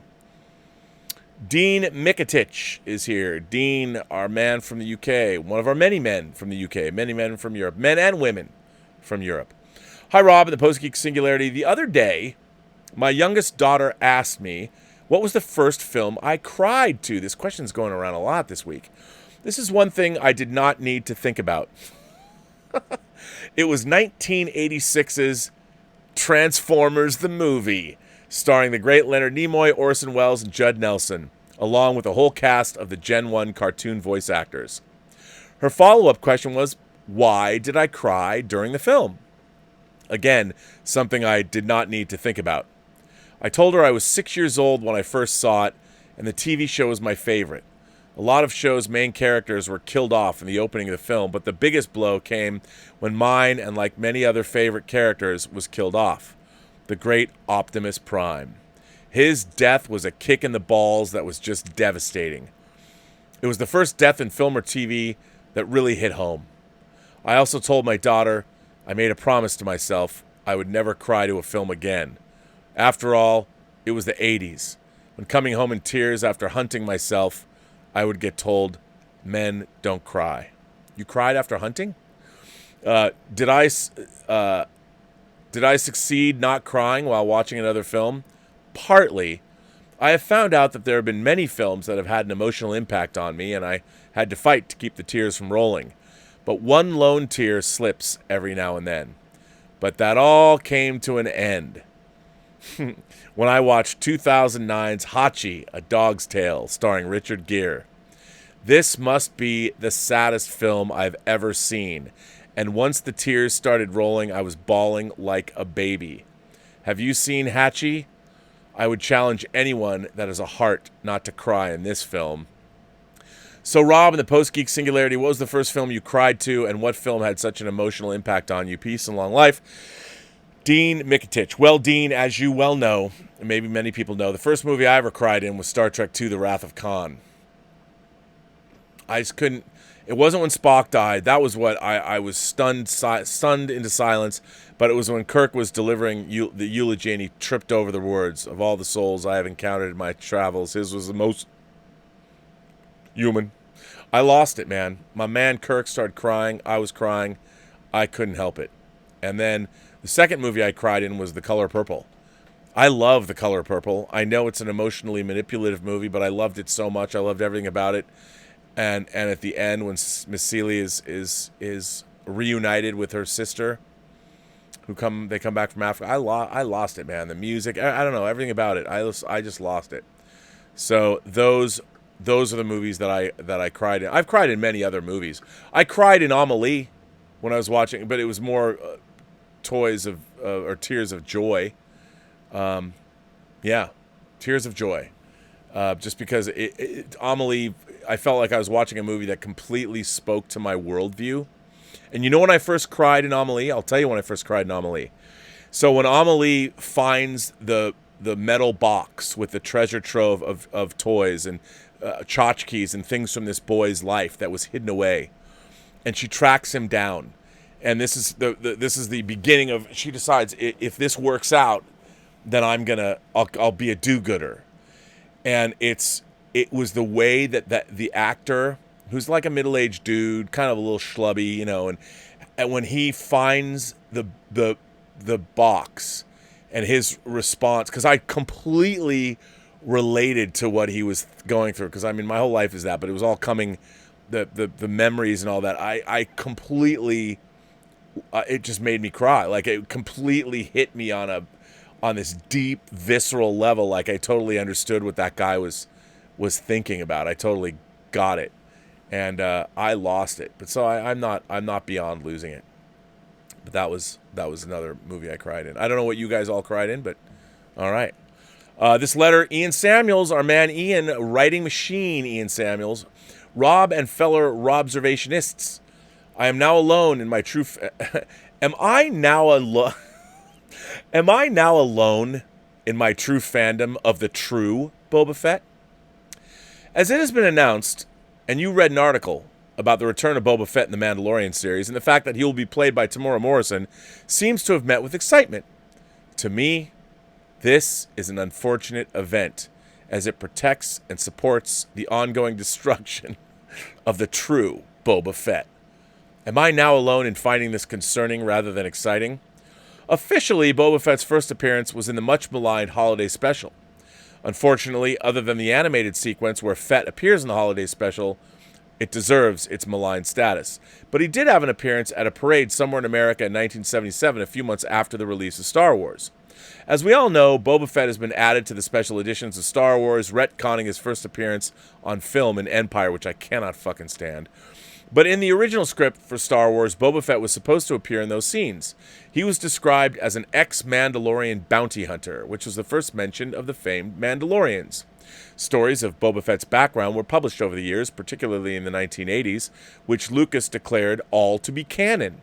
These stories put the young Fett on Corellia, growing up with his best friend Han Solo. This gives us the background which explains why in Empire he's able to predict the actions of his old friend better than anyone else. But then Lucas gave us the prequels and destroyed all that came before. Fett no longer came from Corellia. He no longer grew up with Solo. He was just a clone of a bounty hunter named Jango Fett, played by Tamora. Lucas also insisted that Jango and Boba are not Mandalorians. Jango just wears Mandalorian armor. I agree that Tamora was great in Aquaman, but it is bad enough that in the special edition of Empire, Boba Fett's voice has been replaced by that of Tamora, but now he's going to get to physically play Boba. Why back up Lucas's destruction of the history of Boba Fett, but then go against Lucas's insisting that they are not Mandalorian? No matter how good an actor Tamora is, and he is, this should not be happening. The legend of Boba Fett had already been destroyed by his maker Lucas. Having Tamora play him is the final nail in his coffin. Am I alone in not feeling like celebrating this desecration? Ian. Dude, you know what? I'm still one of these people that can't believe that Clive Revel was cut out of The Empire Strikes Back. I love The Emperor and Empire Strikes Back. And Ian McDiarmid, as much as he's beloved now, to me, he's like the witch from Snow White. I loved The Emperor and Empire. When they go see The Emperor and Empire, when Empire first came out, I'm like, oh my God. The Emperor was this contemplative, quiet, scary badass. I mean, Vader bowed to him. It was, what is thy bidding, thy master? I mean, that was some scary ass shit.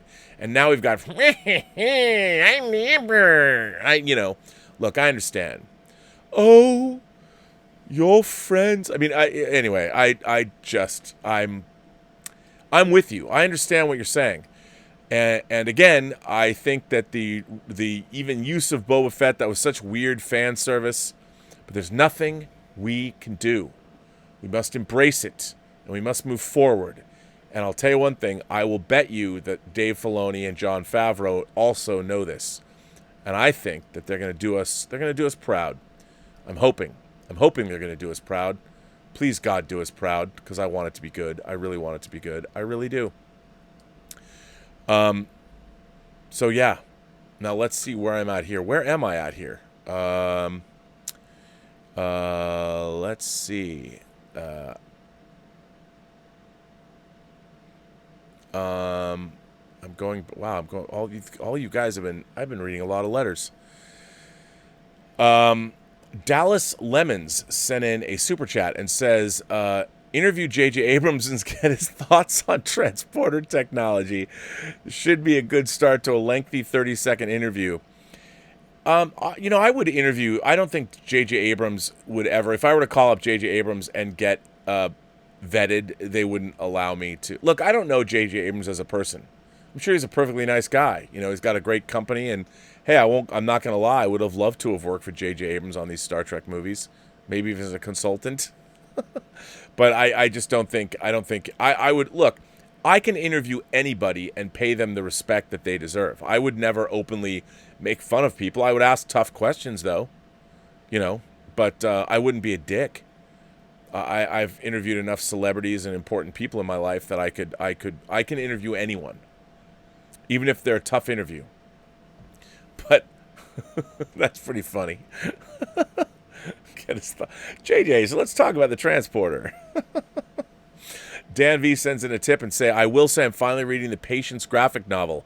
You were the first one I heard recommend it so strongly years ago on Heroes, and I really like it so far. It's been sitting on my shelf for a long time, and it seemed like the best time to read it. Well, Daniel Close's Patience graphic novel is very, very good. It's a time travel story, and it's all you have to know. Get back to me when you finish. I want to know what you think. Stubble McShave sends in a tip and said, I've wondered about a thing, and you're the perfect person to ask. What is the Star Trek Stardate based on? What event is Stardate 0, and how long is the increment of each Stardate translated to our way of measuring time? Dude, your guess is as good as mine. I mean, I've always kind of thought that Stardates, obviously there's different forms of Stardates, but they all have to deal with, in my own mind, and there's been various explanations over the years about what a Stardate is. To me, I think I've always thought that Stardates have to do with where you are in relation to the Earth, like a Federation ship, but there would also be, wherever your ship is from, like if you're an all-Vulcan ship like the Intrepid, your Stardates would somehow correlate back to Vulcan. If you had an Andorian, whatever the homeworld is of the people, that Stardates would be based on that, in addition to a Federation basic, or it would be sort of a combination of two things. In my own mind, I just never understood how they all worked, which is why there is one real Stardate schedule, but based on where you're from or where you're at in space, Stardates are shifting, but then they can be calculated back to the one individual Stardate. So there would be a one singular, like Federation basic. There's a Federation basic language. There would be one specific Federation Stardate, but traveling at faster than light speeds and all that, there's all relativistic things that are going on and where you're at. So to me, while we hear numbers and maybe Stardates are based on, I just, you know what, I don't know. To be honest, I don't know. I have no idea. There have been Star Trek novelists that have done various iterations of what they mean and all that. Yeah. Alexander Wilson sends in a tip and says, without the X-Files, there wouldn't be Breaking Bad and Better Call Saul. Absolutely not, because Vince Gilligan really got his start. I feel that was the best thing that came out of it. Also, we got to talk about how bad the show Homeland fell off. The first season was a masterpiece. Everything else went 24-ish. Yeah, although I heard the final season was pretty good. A lot of people that worked on the X-Files, I think Vince Gilligan was one of the people that understood, like, you've got to build a mythology and stick with it. The problem was when they were coming up with X-Files in the beginning, it was a riff on Kolchak the Night Stalker, and it wasn't really, they had elements that, there were some really great episodes in the first season of the X-Files. I really liked these standalone episodes, but when you get to the end of the first season with an episode like the Erlenmeyer Flask, it opened up these questions and these ideas that had been percolating throughout the series. They just didn't know the answers. I think now with people like Vince Gilligan, when you have strong creators of television, they know what the arc of the story is. I don't think in the world of TV now, if you're not plotting out your entire arc, I think you have a problem. I look at a show like Manifest. Manifest is a show I continually watch because I do think it's awful. The cast is great, but I think the writing is bad. I thought this season they had no idea what they were doing. It's become like Lost. Let's just throw things out. Let's throw things out. None of it makes any sense because they have no answers. So they just make up shit, and it'll just keep going on and on and on and on and on. But I think that the lessons from X-Files was anybody that worked on that show knew better. Bob Kowal sends in a tip and says, did you see NBC's 2012 Awake? I watched some of it and I liked it, starring Jason Isaacs. It lasted one season. Isaacs played a detective who would wake up between two realities every time he slept. It was excellent and deserved a better fate. I liked that show a lot. Any other cut short series of note? Well, it's funny, I've been talking a lot about Nowhere Man. I liked Nowhere Man. But yeah, I think there's, off the top of my head, were there any shows I followed? You know what? I like the Limitless TV series. I really liked that movie because it was kind of this wish fulfillment fantasy. You take a pill and become genius. I liked the series. I thought it was pretty good. So, I mean, as far as a new series, that bums me out. I'll tell you what was really cut short was Wise Guy. Ken Wall's Wise Guy. I love the first season. The next two seasons were not great, and then Stephen Bauer took over. But I wish Wise Guy would continue on. I'm a huge fan of Wise Guy. I love it. Eric Grant sends in a tip and says, greetings, Rob. Years ago, I got to visit Star Trek The Experience in Vegas. It was excellent. It was. During the interactive bit, we were transported onto the Enterprise. I'm not sure exactly how the trick was pulled off, but I swear it felt legit. Let's see, Eric. I'm guessing it was a combination of moving floor panels, removable walls, and flashing lights. But I can't work out exactly how it was done. Wondering if you ever took part in the experience, and if so, what are your thoughts on it? Well, Eric, as many people know, I worked on the Star Trek Experience. I created all of the videos that you watched walking through the museum, and then the 3 videos that played, the giant videos when you walked in. I worked on the experience for about a year and a half, and I can tell you exactly how the Star Trek Experience, the transporter effect worked. And it was amazing. So for those of you who never went to the Star Trek Experience, you would go through a museum, like a Star Trek museum. The line took you through, and there was a combination of real props and recreated props. It was really cool. And then there was videos of the Klingons and the Borg and the Romulans that I had cut together. And then what it was the premise was you get beamed on board the Enterprise D, and how it worked, and it was ingenious. So you would walk into this room, this kind of nondescript room, and then what would happen is the lights would start flickering, and it would go black. And while the lights were flickering, and you couldn't really see, the room was on a giant kind of like a mechanism.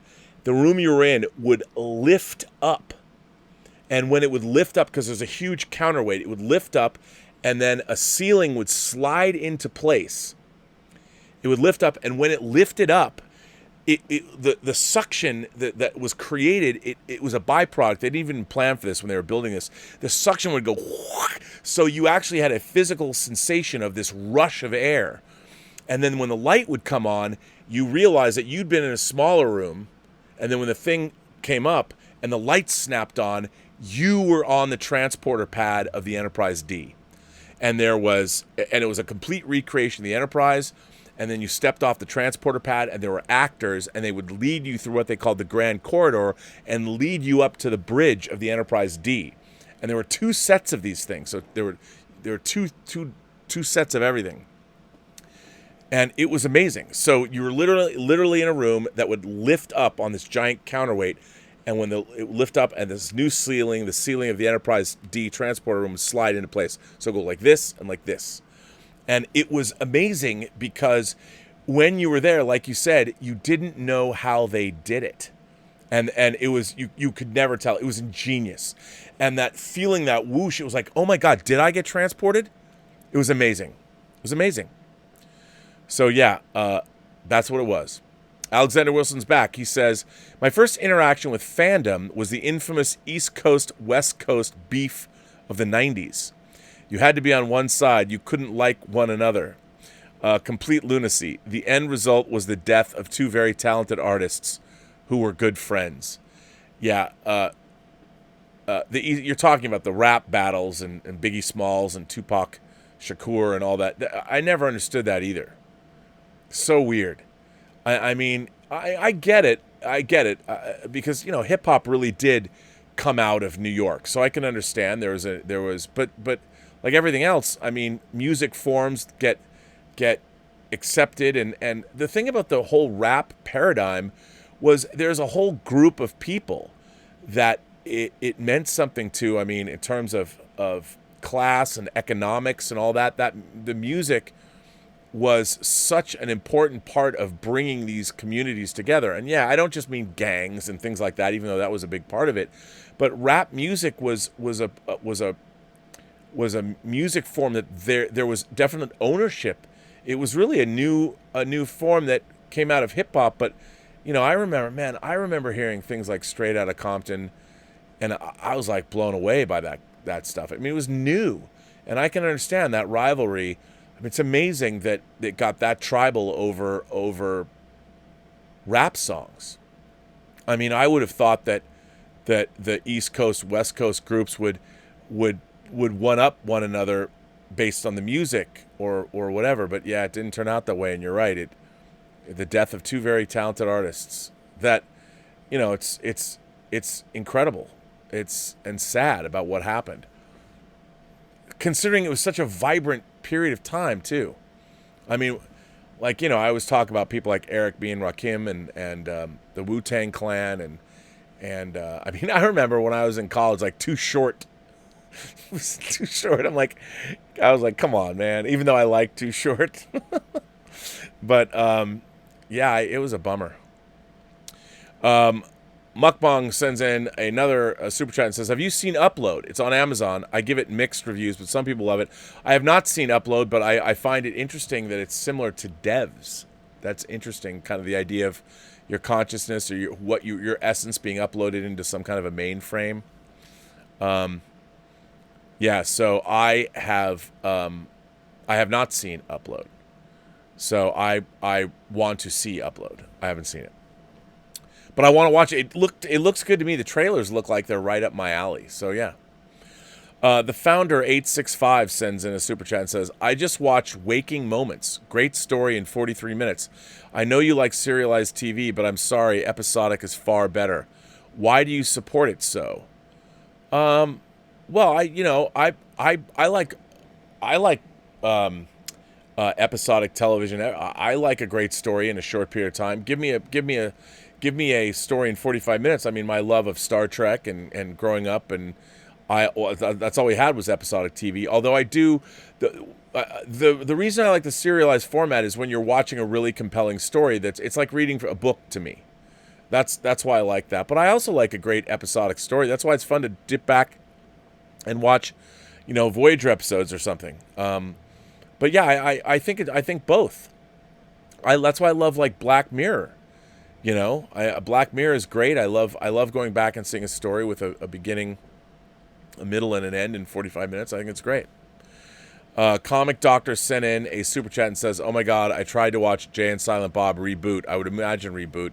It's terrible. Yeah, I've heard that look, I'm a big fan of Kevin Smith as a person. I want it to be good. Yeah. The Richard is here. He says, aloha, Rob. Brian is here, his brother, and he's loving chatting with you guys. His favorite show is Double Dare with Mark Summers. I have not seen Double Dare. I don't exactly know what that is, but that means nothing. Just because I haven't seen it. Mukbang says I skipped his chat about Upload. No, I don't think I did. Well, Brian, nice to have you here. I hope you're having fun in the chat. It's always a pleasure. If you're a friend of the Richards, you're a friend of mine. Of course, we saw you on the 400th episode of Robservations. And thanks for being there. Thanks for being on camera. I know a lot of people don't like being on camera, so I want to thank you for being on camera. Brendan Shee sends in a super chat and says, have you seen Neon Demon? Yes, I have. Beautiful looking horror. That's Nicholas Winding Refn's movie that stars young Miss Fanning, not Elle Fanning, and she's beautiful. You know, it deals with the fashion industry. I really liked watching Neon Demon. I wanted more from it. I mean, I did. After Drive, I thought Nicholas Winding Refn could do no wrong, but his last movies and his TV show have left me a little cold. Neon Demon, I thought was going to be like the most awesome especially after what was it, Only God Forgives. I thought Neon Demon was going to be the greatest thing in the world, and I thought it let me down. It's worth watching, but it let me down. But it is beautiful. Oh my God, the movie looks incredible, and I really love Elle Fanning, but I wanted it to be better. Mukbang says you didn't mukbang. It's either I know it's mukbang, but I say mukbang because it's spelled mukbang. You didn't skip me after all. Thank you. No worries. Oh well, thank you all, mukbang. Well, ladies and gentlemen, this brings an end to Robservations episode number 411. I didn't think I was going to have much to talk about today, but what a lovely show. I want to thank everybody for their letters and super chats and support of the channel and tips and all that. And I hope people write in. Tomorrow is Mother's Day. I will be here doing Mother's Day. I'm going to call my mom and have my mom on the show. It'd be the third time she was on the show. Mukbang also says, did you see Tigers Are Not Afraid? I have not. I can't wait to get it. I pre-ordered the disc. I know it's on Shudder, but I've heard everybody loves it. I pre-ordered it because I didn't see it. But, yeah, I definitely can't wait to see it. I haven't seen it yet. But I will be back tomorrow, and if you want to send me letters... Oh, you know what I forgot to do, as you all know, before I sign off? As you all know, we are giving away this JBL Bar 9.1 Dolby Atmos 10-channel soundbar. It's not available to the general public until May 31st. I will be giving it away in 6 days. You can enter, no purchase necessary, enter our giveaway in the description of this chat. If you look in the description, it has the link to enter the contest. You can enter it, doesn't cost any money. And you just enter, and you can enter as many times as you like. This retails for almost just shy of $1,000. I'm very thankful that Connie at JBL and Harman International's Experiential Engagement Department gave this to me to give away. Connie she's a great lady. I've never met her, but she's a great lady. And this is, I think, a very, very cool piece of gear. And it works really, really well. And it's a lot of fun. I was sent one to review, and the first thing I listened to on it was the Dolby Atmos version of The Matrix on 4K. And ooh, it's tasty. So look in the chat, look in the description of this chat, and if you're interested, follow the link, and you'll get immediately entered into this giveaway. And as I said, on my birthday on Friday, I'm going to give it away. So how cool is that? I think it's pretty cool. Well, ladies and gentlemen, Robservations episode 411 comes to an end. I want to thank my moderating staff, beginning with Mayor Mike Bodden, Detective Jim Boyers, his wife Heidi. I want to thank Greg Smith and his wife. Why not? And I want to thank Louis Yu and Jordy Lyons, and of course, the Richard. And the Richard does a lot for the channel. He runs... of course, the Whining About Movies and the Post-Geek Singularity Facebook page. And I want to thank Brian, his brother, for being here. Brian, do you go to the Facebook page? Do you do it? Or does Richard tell you to do things? He should. You should mind your brother, and he should mind you. So I want to thank him for doing all that. Go look him up. He runs watch parties. I do not know what our Monday movie is on Whining About Movies. I mean, after Life Force and Logan's Run, my God, where can we go from there? But anyway, I will be back tomorrow, and I want to thank you all for being here. And remember, every person you meet has a story to tell that you have yet to hear. All you have to do is listen. And with that, ladies and gentlemen, gentle beings, kind souls from across the 28 known galaxy, imagination, connoisseurs all, I say to you, have a better day. And I do. I say that a lot.